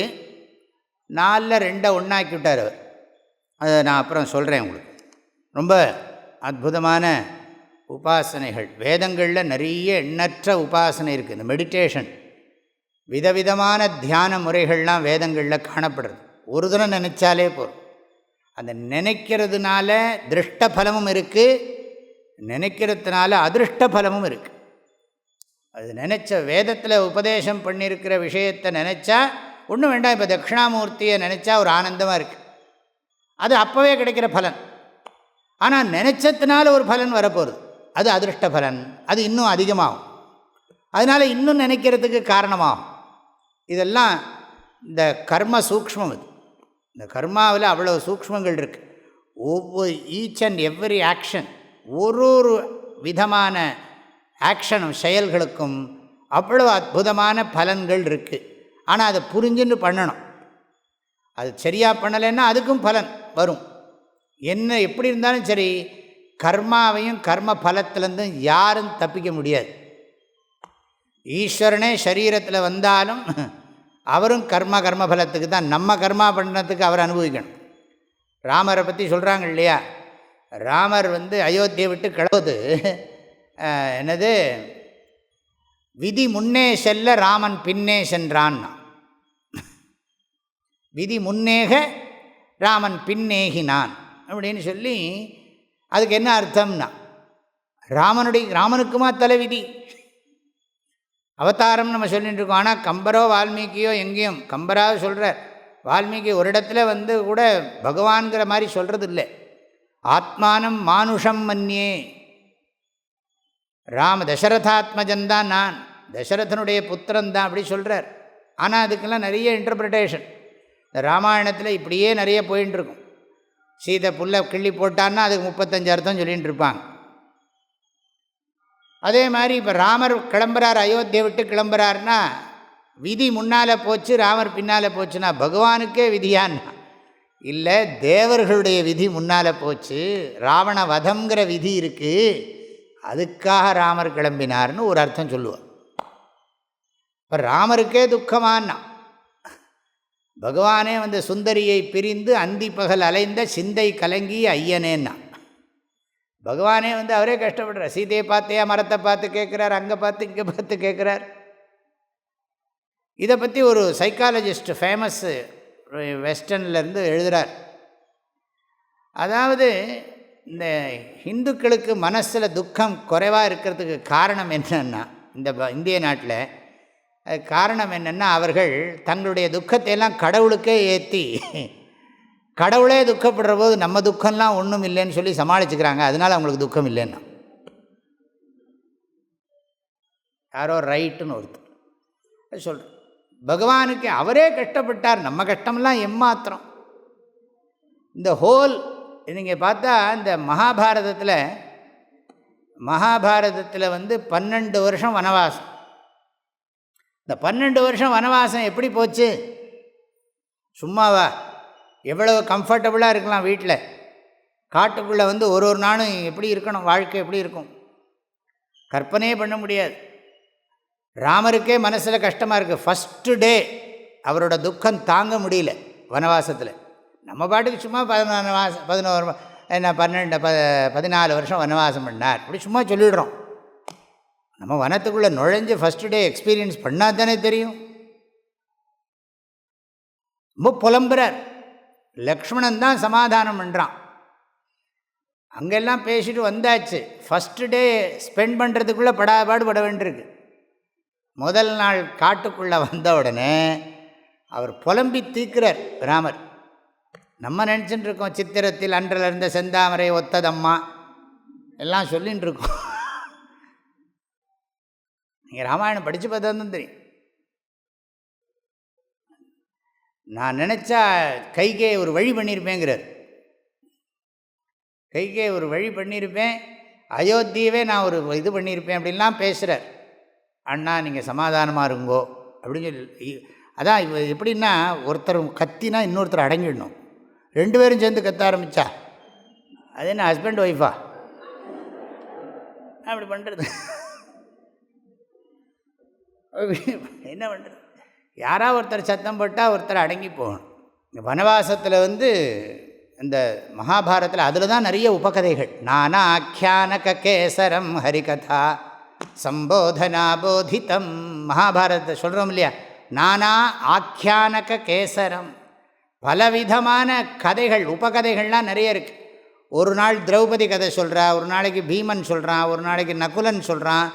தினம் இப்படி காலையிலேருந்து ராத்திரி வரைக்கும் பழைய கதைகளெல்லாம் சொல்லி அவங்க பட்ட கஷ்டத்தை சொல்லி அதோட கம்பேர் பண்ணினா நம்ம கஷ்டம் ஒன்றுமே இல்லைன்னு சொல்லியே கஷ்டத்தை ஜெயிச்சுட்டாங்க. இது நடுவில் அப்பப்போ கிருஷ்ணர் வந்து விசிட் பண்ணிட்டு போயிடுவார்.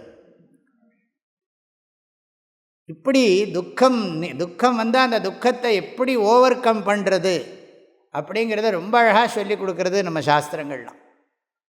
இதுக்கு ராமரை பற்றி சொல்ல வந்தேன். பகவானே வந்து அவதாரம் எடுத்தாலும் இந்த கர்ம பலத்திலேருந்து சக்கரத்திலேருந்து தப்பிக்கவே முடியாது. அது ஒரு ஸ்லோகம் இருக்கே, ஃபேமஸ் ஸ்லோகம். நாபுக்தம் க்ஷீயத்தே கர்ம கல்பகோட்டி சதைரபி. நாபுக்தம் க்ஷீயத்தே கர்ம கல்பகோட்டி சதைரபி. அதாவது அபுக்தம் கர்ம ந க்ஷீயத்தை, அனுபவிக்காத கர்மா அழியவே அழியாது. எத்தனை யுகம் ஆனாலும் கல்பகோட்டி. நம்ம என்ன சொல்கிறோம், என்ன பாரத வருஷே பார்த்தீங்கன்னா வைவஸ்வத மன்வந்தரே கல்பம் சொல்கிறோமே, ஸ்வேதவராக கல்பேன்னா கல்பகோட்டிங்கிறது. இந்த ஸ்வேதவராக கல்பத்தில் எங்கேயோ ஒரு பக்கம் உட்காந்துருக்கு இந்த கலியுகம். அதில் வேறு 28வது கலியுகம், அஷ்டாவிம்சதிதமே கலியுகே. அப்படி இருக்கிறப்போ இது எங்கே இருக்குது, இன்ஃபினிட் தான் எல்லாம். இது சாரம் என்னென்னா, ஒவ்வொரு ஆக்ஷனும் நம்ம அலர்ட்டாக இருக்கணும். எந்த ஒரு எண்ணமாக இருக்கட்டும், சொல்லாக இருக்கட்டும், செயலாக இருக்கட்டும், விழிப்புணர்வோடு இருக்கணுங்கிறது தான் இதனுடைய விஷயம். அதில் நம்ம எதை நினச்சாலும் சிலதெல்லாம் நம்ம கண்ட்ரோலில் இல்லை. ஏன்னா நம்ம முன்னால் சம்பாதிச்சதனுடைய விளைவு. அதுக்கு தான் இந்த மாதிரி சம்ஸ்காரங்கள்லாம் கொடுக்கணும்னு சொல்கிறோம். இந்த மாதிரி நல்ல சம்ஸ்காரங்களே இருந்ததுன்னா மனசு பாதுகாக்கப்படும். நான் சொல்லலை, வள்ளுவர் ரொம்ப அழகாக சொல்கிறார். நீ எவ்வளோ பெரிய உத்தமோத்தமமான மகாத்மாவாக இருந்தால் கூட, எப்படி உத்தமோத்தமான மகாத்மாவாக நீ இருந்தால் கூட உனக்கு சத்சங்கம் வேணுங்கிறது. மகாத்மாவுக்கே சத்சங்கம் வேணுங்கிறது. சத்சங்கத்தில் இருந்தால் நீ ப்ரொடெக்டடாக இருப்பே. சத்சங்கத்தை விட்டால் உனக்கு ப்ராப்ளம் வரும். மனநலம் நன்கு உடையராயினும் சான்றோர் இனநலம் ஏமாப்புடைத்து. மனநலம் நன்கு உடையராயினும், எனக்கு மனசு நல்லா இருக்குது, என்னோட மனசு ஹெல்த்தி மைண்ட் ஸ்ட்ராங் அப்படின்னு நீ நினச்சா கூட உனக்கு சத்சங்கம் வேணும். மனநலம் நன்கு உடையராயினும் சான்றோர் இனநலம். சான்றோர் இனநலம்னா சத்சங்கம். இனம்னா என்ன, குரூப்பு. நலம்னா சான்றோர் இனநலம்னா என்ன, மகாத்மாக்களுடைய சத்சங்கம். மகாத்மாக்களுக்கே மகாத்மாக்களோட சத்சங்கம் வேணும். இனநலம் ஏமாப்பு. ஏமாப்புன்னா பாதுகாப்புன்னு அர்த்தம், செக்யூரிட்டி. இது அப்போ நீ நிம்மதியாக இருக்கலாம்ப்பா. மனநலம் நன்கு உடையராயினும் சான்றோர் இனநலம் ஏமாப்புடைத்து. எதுக்கு இதெல்லாம் சொல்ல வந்தேன்னு மறந்தே போயிடுச்சு எனக்கு. பரவாயில்ல. இப்போ நம்ம இந்த வேதங்களில் நல்ல நல்ல அற்புதமான தியானமெல்லாம் இருக்குது, படிப்போம். தஸ்யைஷ ஆதேஷः யதேதத் வித்யுதः வ்யத்யுததா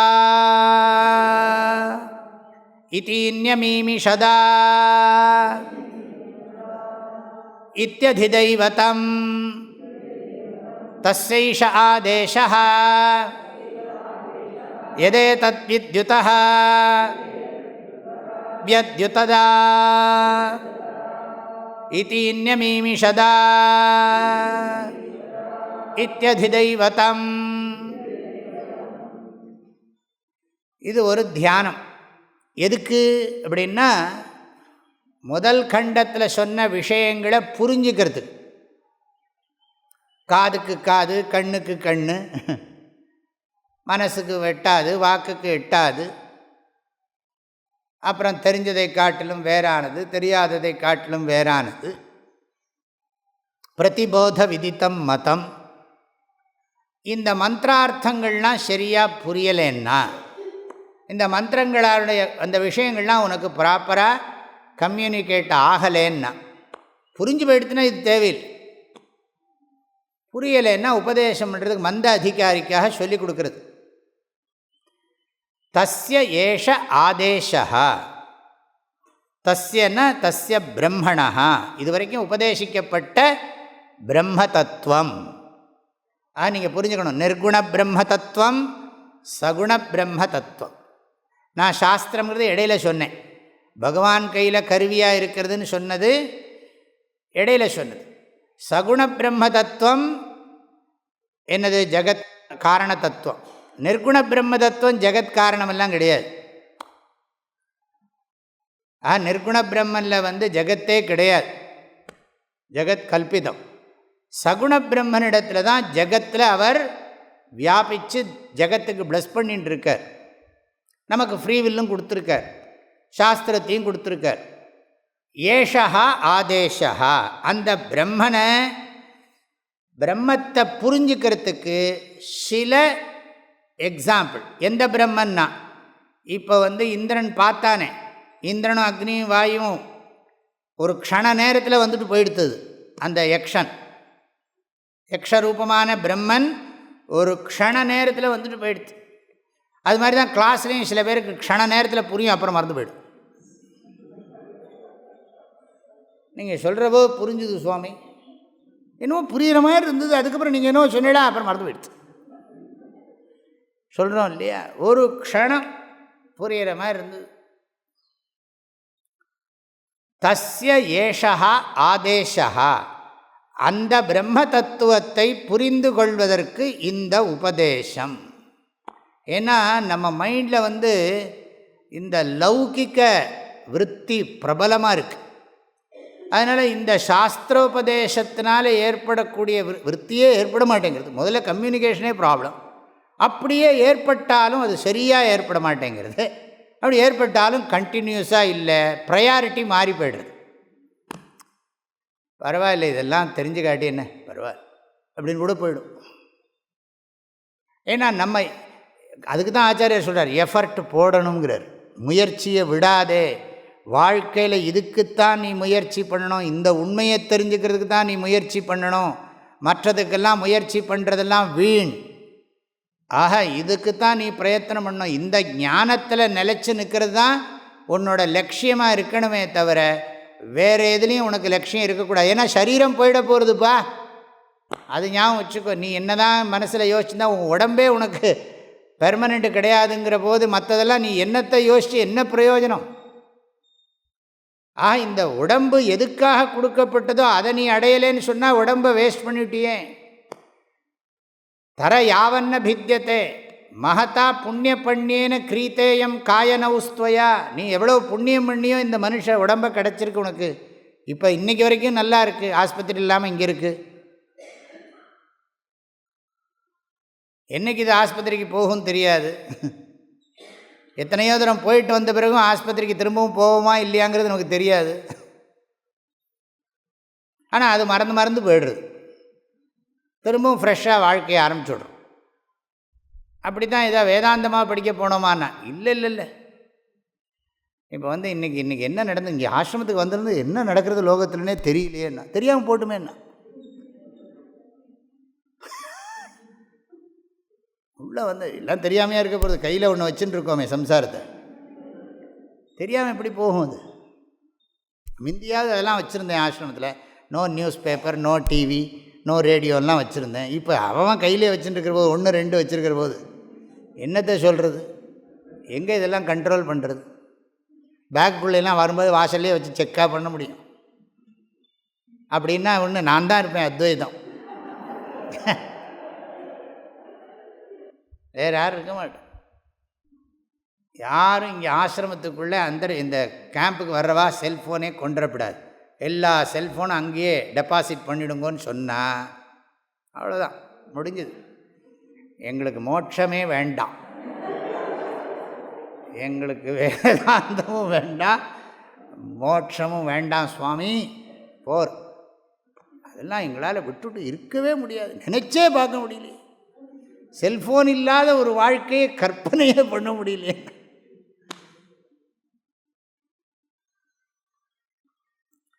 தஸ்ய ஏஷா ஆதேஷா, அந்த பிரம்மத்தை புரிந்து கொள்வதற்கு இந்த ஒரு உதாரணத்தோடு கூடிய தியானம் உபதேசிக்கப்படுகிறது. எப்படி பண்ண, அதுக்கு தான் மைண்டுக்கு ஒரு சப்போர்ட் வேணும். அதான் ஒரு வியாக்கியானக்காரர் சொல்கிறார், நிருபாதிக பிரம்மன் அதாவது நேம்லெஸ், ஃபார்ம்லெஸ், கலர்லெஸ்.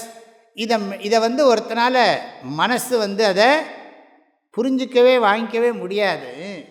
அதனால் ஏதாவது ஒன்று சொல்லணும்.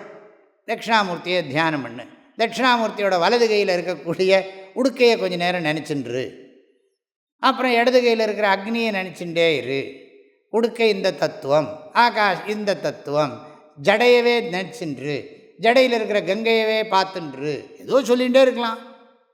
அது மாதிரி இங்கே என்ன சொல்கிறாருன்னா, இதெல்லாம் இந்த வேதங்கள் எல்லாம் வந்து பெரும்பாலும் நேச்சர் தான். இங்கே என்ன சொல்கிறார், மின்னலை நினச்சி பாருங்கிறார். மின்னல், லைட்னிங், அதை தியானம் பண்ணு. இது வேதத்தில் நிறைய இடத்துல வருது. இந்த மின்னல் தியானம்ங்கிறது நிறைய இடங்களில் வருது. இந்த மின்னல் எப்படி ஒரு க்ஷணம் வந்துட்டு போயிடும். அதனால தான் இன்னொரு இடத்துல மின்னல் ஸ்ட்ரென்த்துன்னு சொன்னால், மின்னல் தான் உலகத்திலே ஸ்ட்ரென்த்துன்னு சொல்கிறது. பலமிதி வித்யுதி, தைத்திரியோபனிஷத் பிருகுவல்லி. க்ஷேமயிதி வாச்சி யோகக்ஷேமயிதி பிராணாபானயோः கர்மேதி ஹஸ்தயோः கதிரிதி பாதயோः விமுக்திரிதி பாயௌ இதி மானுஷீः சமாஜ்ஞாः அத தெய்வீः திருப்திரிதி விருஷ்டௌ. மழையில் திருப்தியை தியானம் பண்ணு. பலமிதி வித்யுதி, வித்யுதின்னா மின்னல்ல பலத்தை தியானம் பண்ணுங்கிறது, ஸ்ட்ரென்த். ஏன்னா மின்னலில் வந்து எவ்வளவோ சக்தி இருக்குது. அந்த சக்தி எடுத்தால் உலகத்துக்கே ஒரு வருஷத்துக்கு கரண்ட்டு கொடுக்கலாம். ஆனால் அது எடுக்க முடியல, அதுக்கு டெக்னாலஜி வரல, அதை பண்ண முடியல. ஒரு க்ஷணத்தில் வந்துட்டு போய்டுறது இந்த மின்னல். இந்த மின்னல் வர்றதுனால இப்போ இது கூட இன்னொரு ஆங்கிளில் நம்ம சிந்திக்கலாம். நம்ம எந்த காரியத்தை செஞ்சாலும், இது திரும்ப வேற போகிறேன், என்ன காரியத்தை செஞ்சாலும் நம்மளால் மாத்திரம் செஞ்சுவிட முடியாது.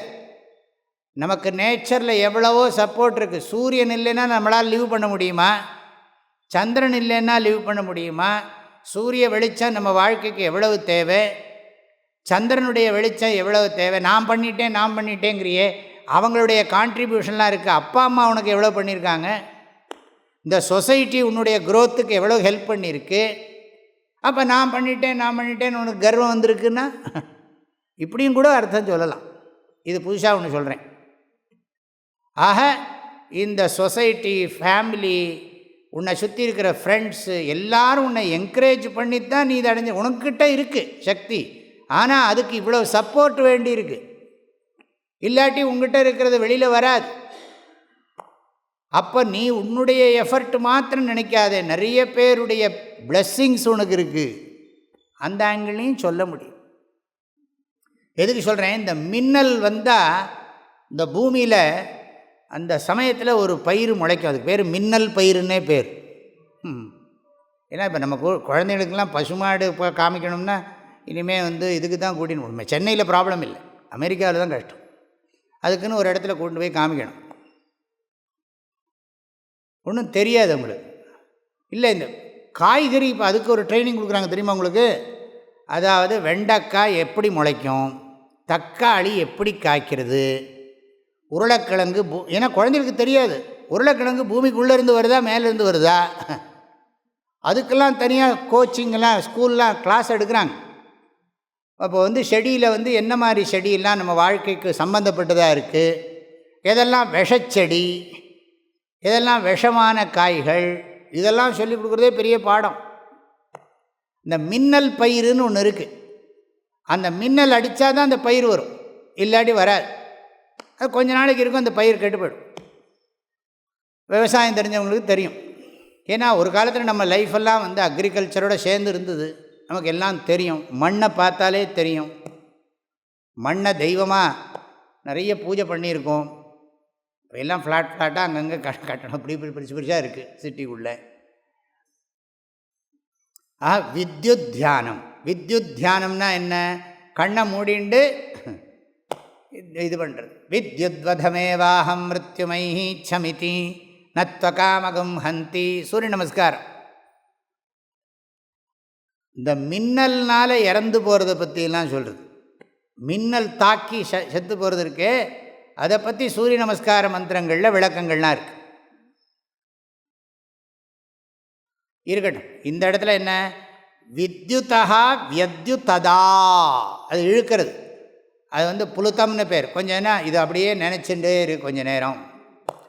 மின்னல் போகிறத மெடிடேட் பண்ணு. அப்பப்போ மின்னலை பார்த்துருக்கோம். மின்னலை டைரெக்டாக பார்க்கக்கூடாது, பார்த்தா கண்ணு போயிடும்போம். ஆனால் மின்னல் எக்ஸ்பீரியன்ஸ் எல்லாருக்கும் இருக்குது. மின்னலை பார்த்துருக்குறோம். ஆகையினால மின்னல் எப்படி ஒரு க்ஷணம் போகிறதோ அப்படி இந்த நமக்கும் என்ன புரியும்னா, ஏதோ ஒரு சக்தி இருக்குன்னு புரியும். அதுலேயே ஃபோக்கஸ் பண்ண முடியாது. ஆனால் இங்கே தியானம் பண்ண சொல்கிறது, நம்ம விற்த்தியெல்லாம் அது மயமாக இருக்கணும். இதில் விவகாரத்துக்கு யூஸ் பண்ணணுமே தவிர பிரதானம் நம்முடைய விற்த்திகள் பிரதானமாக அதை நோக்கி இருக்கணும். இந்த லௌகிக அர்த்த காமத்தில் பிரதானமாக இருக்கக்கூடாது. இன்னும் சொல்லப்போனால் தர்மத்தில் கூட பிரதானமாக இருக்கக்கூடாது, பிரம்ம விற்த்தியில் தான் இருக்கணும். அதுக்கு தான் நம்ம லைஃப் ஸ்டைலே அப்படி வச்சுருக்கா. பிரம்மச்சரிய ஆசிரமம், கிரகஸ்தாசிரமம், வானப்பிரஸ்தம், சந்நியாசம். கிளம்ப வேண்டியதான். அப்புறம் அந்த சந்நியாசம் வாங்கிக்கிறோமோ இல்லையோ, அந்த சந்நியாச மனோபாவம் இருக்கணும். வித்யுதா வியத்யுததா, வித்யுத்தில் இருக்கிற அந்த மின்னலினுடைய மின்னலை தியானம் பண்ணு அப்படிங்கிறதான் விஷயம். மின்னலை நீ அனுபவித்திருக்கிறாய், அந்த மின்னலை நினைத்துப்பார். மின்னலை நினச்சிப்பார் அடிக்கடி.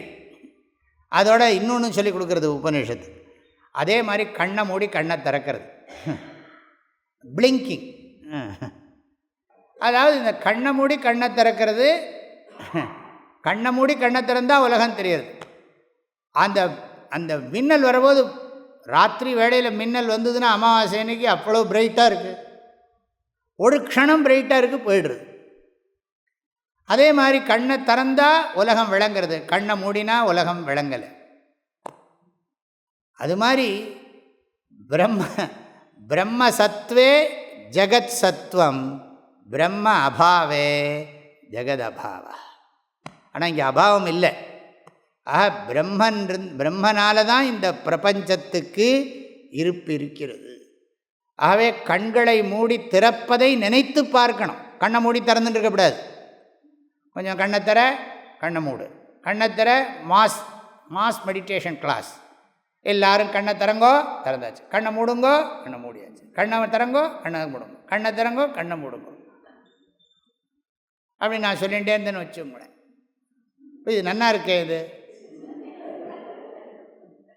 இந்த எக்ஸசைஸ் பண்ணல. இப்போ நம்ம சொன்னதுக்கப்புறம் எல்லோரும் பண்ணி பார்த்துட்டு இருப்பான். கண்ணை திறந்து கண்ணை மூடுறது, கண்ணை திறந்து கண்ணை மூடுறத தியானம் பண்ணணும். மின்னல் மின்றத தியானம் பண்ணணும். அந்த தியானம் வேதம் சொன்னதுனால இந்த தியானத்துக்கு பலம் ஜாஸ்தி, பலன் நல்ல பலன் கிடைக்கும். இப்படிப்பட்ட மனசுக்கு இப்போ இந்த ரெண்டாவது கண்டத்தில் சொல்லியிருக்கிற விஷயம் இருக்கே, அது தெளிவாக புரியும். அந்த மனசுக்கு அந்த சம்ஸ்காரம் கிடைக்கும். ஆக இத்தியதிதைவதம், இது எக்ஸ்டர்னல் பிரபஞ்சத்தை குறித்த தியானம். இது அதிதெய்வத தியானம். இது மந்த அதிகாரிக்கு தான். இதை விட கொஞ்சம் மேலே போகிறார் அடுத்த இதில். ஆக பிரம்மத்தை புரிந்து கொள்வதற்கு இந்த ஒரு உபாசனை உபதேசிக்கப்படுகிறது. மின்னலை தியானம் செய்வாயாக, கண்கள் மூடி இமைப்பதை தியானம் செய்வாயாக. கண்கள் மூடி இமைப்பதையும் மின்னல் மின்னுவதையும் தியானம் செய்வாயாக. அப்படி தியானம் மின்றது, மின்னலையும் தியானம் பண்ணு, கண்ணை மூடி திறக்கிறதையும் தியானம் பண்ணு. அப்படி தியானம் பண்ணினா அதனால் அந்தக்கரணத்துக்கு ஒரு சம்ஸ்காரம் ஏற்படும். அப்படி இருக்கிற போது ஆசிரியர் சொல்கிற போது சாமானிய சைத்தன்யம்பர், விசேஷ சைத்தன்யம்பர், இப்படிலாம் நிறைய சொற்களை எல்லாம் அவர் சொல்கிற போது அவர் என்னதான் சொல்ல வராருங்கிறத நீ புரிஞ்சிக்க முடியும். அப்புறம் அது புரிஞ்சிடும். இப்போ நான் சொல்கிறேன் இல்லையா, சுவரிடை வெளிபோல் யான் என் ஸ்வரூப சுபாவம் ஆனேன். அப்படிங்கிற போது இந்த கான்ஷியஸ்னஸ் தத்துவத்தை புரிஞ்சுப்போம். அடுத்த மந்திரம் அதாத்யாத்மம் யதேதத் கச்சதீவ ச மனஹ அனேன சைதத் உபஸ்மரதி அபீக்ஷ்ணம் சங்கல்பஹ.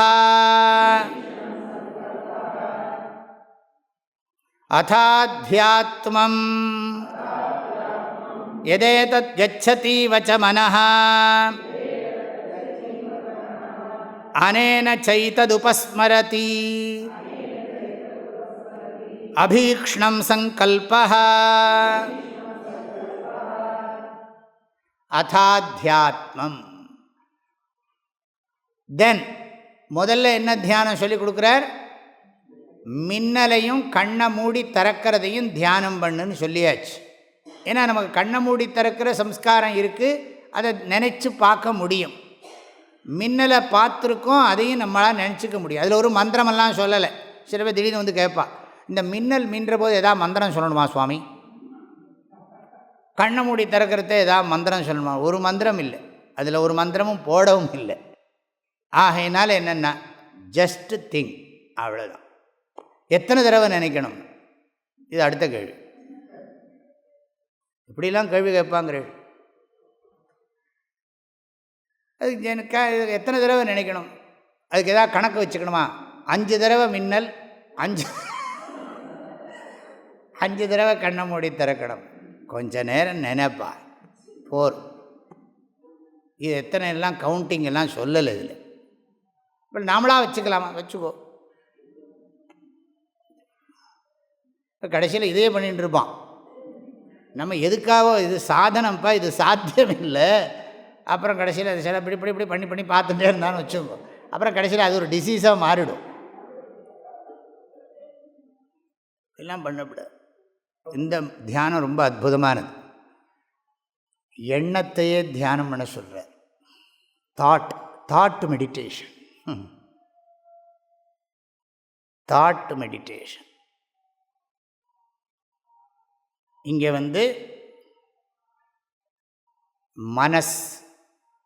மனசுன்னு சொன்னால் மனசில் இருக்கிற விற்பி. அபீக்ஷ்ணம் சங்கல்பா.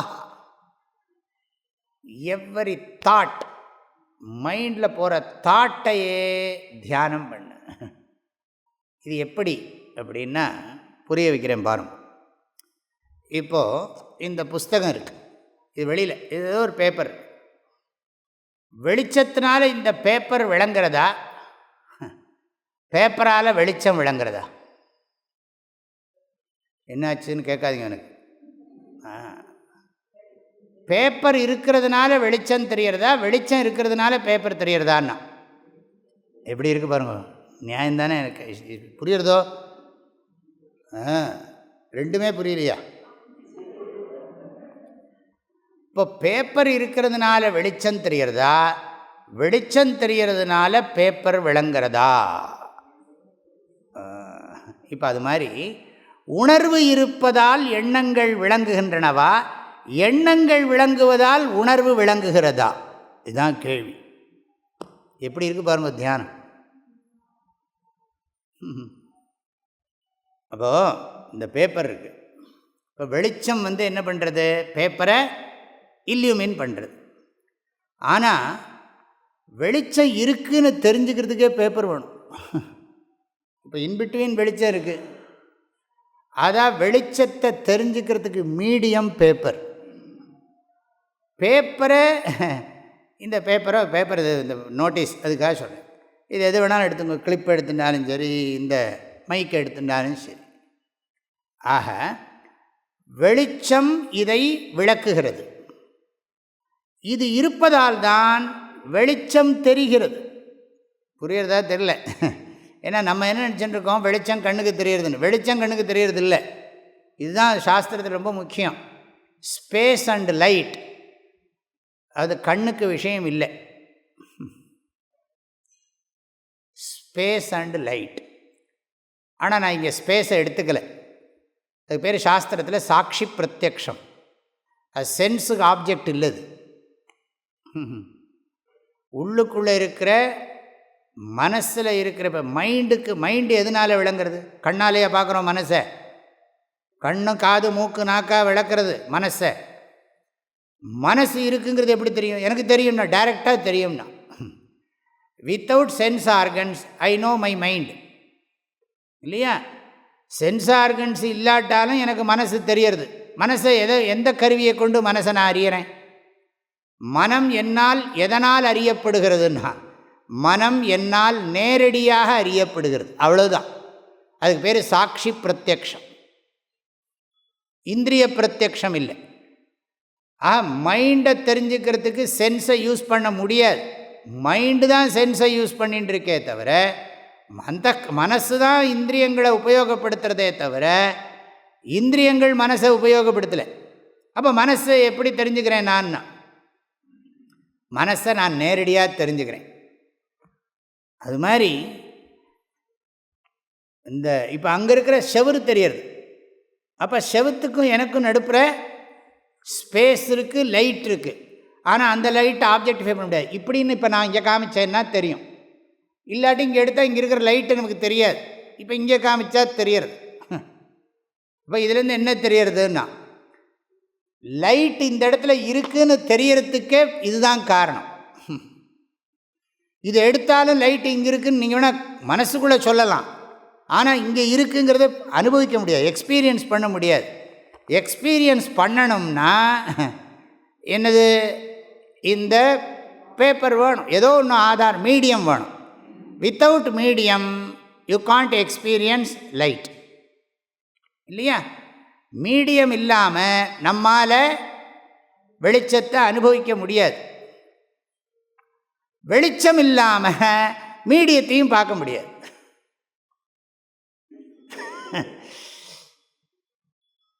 வெளிச்சம் இல்லாமல் பொருளும் விளங்காது, பொருள் இல்லாமல் வெளிச்சமும் விளங்காது. அது மாதிரி எண்ணங்கள் இல்லாமல் உணர்வும் விளங்காது, உணர்வு இல்லாமல் எண்ணங்களும் விளங்காது. கான்ஷியஸ்னஸ் தான் தாட்டை இல்யூமின் பண்ணுறது. தாட்டு இல்லைன்னா கான்ஷியஸ்னஸ்ஸை அதாவது only consciousness without thought you can't experience.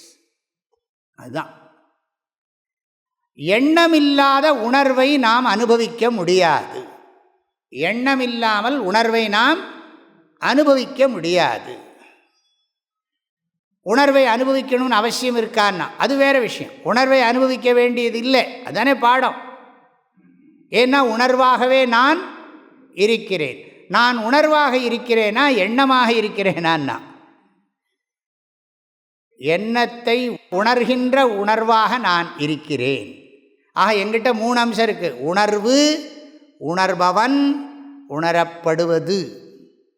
உணர்வு, உணர்பவன். உணர்பவன்கிறது ஸ்டேட்டஸ் எப்போ வர்றதுன்னா, உணரப்படும் பொருளோடு சம்பந்தப்படும் பொழுது எனக்கு உணர்பவன் என்கின்ற நிலை ஏற்படுகிறது. உணரப்படும் பொருள் இல்லை என்றால் உணர்பவன் என்கின்ற நிலையும் எனக்கு இருக்காது, உணர்வு மட்டுமே இருக்கும். ஆக ஒவ்வொரு எண்ணத்திலும் உணர்வு வெளிப்படுகிறது. இது ஏற்கனவே 2வது கண்டத்தில் சொன்னது தான். பிரதிபோத விதித்தம் மதம் அமிர்தத்வம் ஹி விந்ததே. 2வது கண்டம் 4வது மந்திரம். பிரதிபோத விதித்தம் மதம். அங்கே என்ன சொல்லியிருக்குன்னா, நீ இதை புரிஞ்சுக்கலாம், ஒவ்வொரு தாட்லையும் இதை புரிஞ்சுக்கலான்னு அங்கே சொல்லியிருக்கு. போதம் பிரதி விதித்தம். ஒரு விருத்தி ஞானத்திலையும் அந்த ஸ்வரூப ஞானத்தை நீ புரிஞ்சுக்கலாம். ஆக consciousness plus thought plus reflected consciousness இன் தாட். அந்த தாட்டுக்கு ஒரு ஆப்ஜெக்ட் இருக்குது, அது அடுத்தது. ஆக உணர்வு, எண்ணம், எண்ணத்தில் வெளிப்படும் நிழலுணர்வு, அந்த எண்ணத்திற்குரிய பொருள். பொருளை விட்டுருங்க. திடீர்னு அங்கே உட்காந்துட்டு யானைன்னு நினைக்கலாம், பூனைன்னு நினைக்கலாம், பசுமாடுன்னு நினைக்கலாம். என்ன விருத்தி வந்தாலும் சரி, ஆனால் நான் இப்போ இந்த ரிஃப்ளெக்டட் கான்ஷியஸ்னஸை பற்றி சும்மா சொல்லியிருக்கேன் பேருக்கு. ஆனால் நீங்கள் இது மாத்திரம் புரிஞ்சுக்கோங்க. இங்கே வெளிச்சம், இங்கே அவர் நேரடியாக சொல்கிறார், ரொம்ப அழகாக சொல்கிறார். இப்போது எண்ணம், உணர்வு, எண்ணம் இருப்பதால் உணர்வு விளங்கி கொள்ளப்படுகிறது. உணர்வு இல்லை என்றால் எண்ணமும் விளங்கி கொள்ள முடியாது, எண்ணத்தையும் அறிய முடியாது. ஆகவே என்ன புரிஞ்சுக்கிறதுனா, எண்ணத்தில் உணர்வு வெளிப்படுகிறது. வெளிப்படுகிறதுனா மேனிஃபெஸ்டார். அவ்யக்த சைத்தன்யம், அவ்யக்த சைத்தன்யம் விருத்தௌ அபிவ்யஜ்யதே. சங்கராச்சாரியர் ரொம்ப அழகாக சொல்கிறார் இந்த வார்த்தை. சங்கல்ப ஸ்மிருத்யாதி பிரத்யைஹி அபிவ்யஜ்யதே சைத்தன்யம்ங்கிறார். அது மேனிஃபெஸ்டாக இருக்குது. ஆக இது இல்லியூமின் பண்ணுறது, அது மேனிஃபெஸ்ட் பண்ணுறது. இப்போ லைட்டை இது மேனிஃபெஸ்ட் பண்ணுறது. மேனிஃபெஸ்ட்னா என்ன அர்த்தம்? அது எங்கேயும் இருக்குது. அது என்ன சொல்கிறது, சர்வ எங்கேயும் நீக்கவர நிறைந்தாலும் அதை அதன் மூலம் இங்கே வெளிச்சம் எங்கேயும் இங்கெல்லாம் இருந்தாலும் இதன் மூலம் அது வெளிப்படுகிறது. அது மாதிரி புரிஞ்சுக்கணும். இப்போ என்ன பண்ணணும்னா விருத்தி தியானம். இந்த இடத்துல அபீக்ஷ்ணம் சங்கல்பா, எவ்வரி தாட்டில் அந்த கான்ஷியஸ்னஸ் ரிஃப்ளெக்ட்னா என்ன, பட்டாலே அது ரிஃப்ளெக்ஷன் தானே, அதனால் அது மேனிஃபெஸ்ட் ஆகிறத பாரு அப்படிங்கிறது. ரிஃப்ளெக்ட்னா நீங்கள் கண்ணாடிக்குள்ளே தெரிகிற மாதிரிலாம் அர்த்தம் பண்ணிக்க வேண்டாம். இப்போ இது செவுத்தில் லைட் ரிஃப்ளெக்ட் ஆகுதுன்னு சொல்லலாம் இல்லையா, அந்த மாதிரி அதுக்குள்ளே போய் ரிஃப்ளெக்ட் ஆகி அது வெளிச்சம் கொடுக்குறதாலாம் கேட்கக்கூடாது.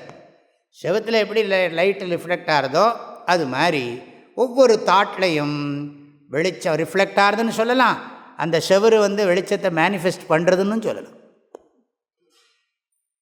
அது மாதிரி ஈச் அண்ட் எவரி தாட், மனசில் இருக்கிற எல்லா எண்ணங்கள் அபீக்ஷ்ணம் சங்கல்பம். அதுக்கு தான் சில பேர் சொல்கிறது உண்டு. இப்போ இந்த மந்திரமெல்லாம் சொல்கிறது, ஜபம் பண்ணுறது, ஓம் நம சிவாய, நிறுத்தி விடுறது.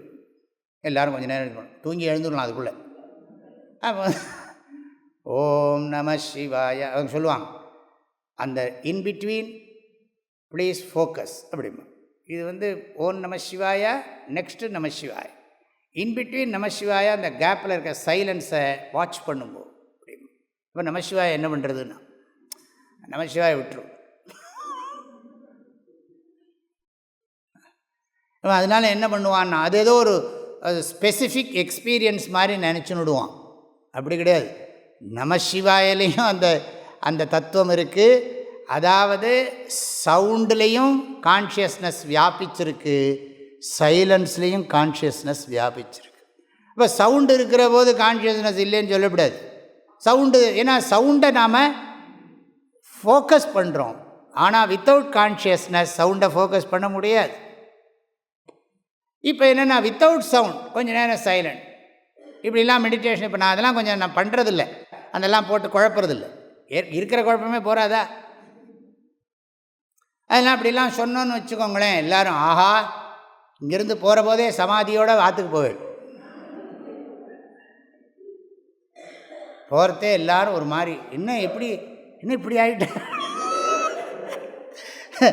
வீட்டுக்கு வந்தவுடனே எல்லோரும் பார்த்தா, என்ன போகிற போது நன்னா தானே ஏன் இப்படி ஆகிட்டேப்பா? இல்லை, இந்த கிளாஸில் தாட்டு, இல்லுமினேஷன், மேனிஃபெஸ்டேஷன், ரிஃப்ளெக்ஷன் என்னெல்லாமோ சொன்னார் அவர். அப்படியே ஒரு மாதிரி ஆயிடுத்து. அப்படி அதான்.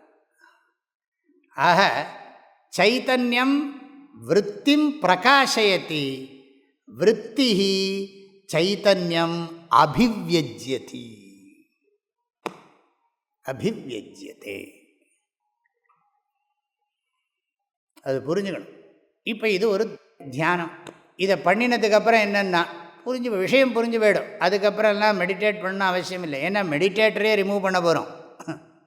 யார் மெடிடேட்டர்? மெடிடேட் பண்ணணும்னு யார்? கான்ஷியஸ்னஸ் மெடிடேட் பண்ணுறதா, இண்டிவிஜுவல் மெடிடேட் பண்ணுறதான்னா? இண்டிவிஜுவலே இல்லைங்கிற போது மெடிடேட்டரே காணாமல் போயிடுதே. தியானம் பண்ணுறவனே இல்லையே. தியாத்ரு தியான தேய விவர்ஜிதா, அதையே நீக்கிடுறோமே. ஆஹா அத அத்தியாத்மம், நமக்குள்ளேயே பண்ணுற தியானம் இது. எதேதத் கச்சதீவ ச மனஹ அனேன ச ஏதத் உபஸ்மரத்யபீக்ஷ்ணம் சங்கல்பா. சாயங்காலம் வகுப்பில் இது இன்னும் கொஞ்சம் சொல்லிவிட்டு மற்ற மந்திரங்களுக்கு அர்த்தம் பார்ப்போம். ஆப்யாயந்து மமாங்கானி வாக் பிராணச்சக்ஷுஸ்ரோத்ரம் அதோ பலமிந்திரியாணி ச சர்வாணி சர்வம் பிரம்ம உபனிஷதம்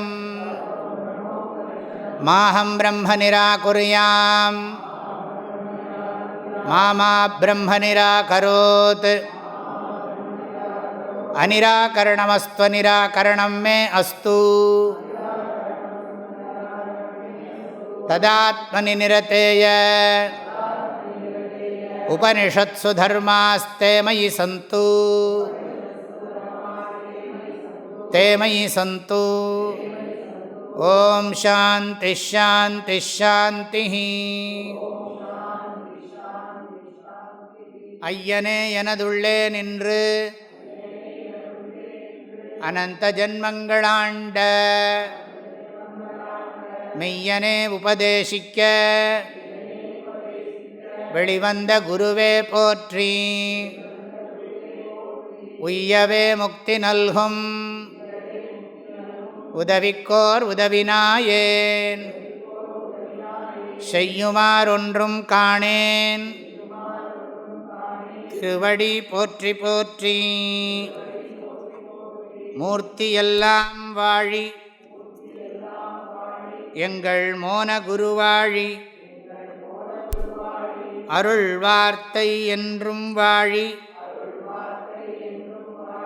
அன்பர் வாழி பராபரமே. ஓம் சாந்தி ஷாந்தி ஷாந்தி.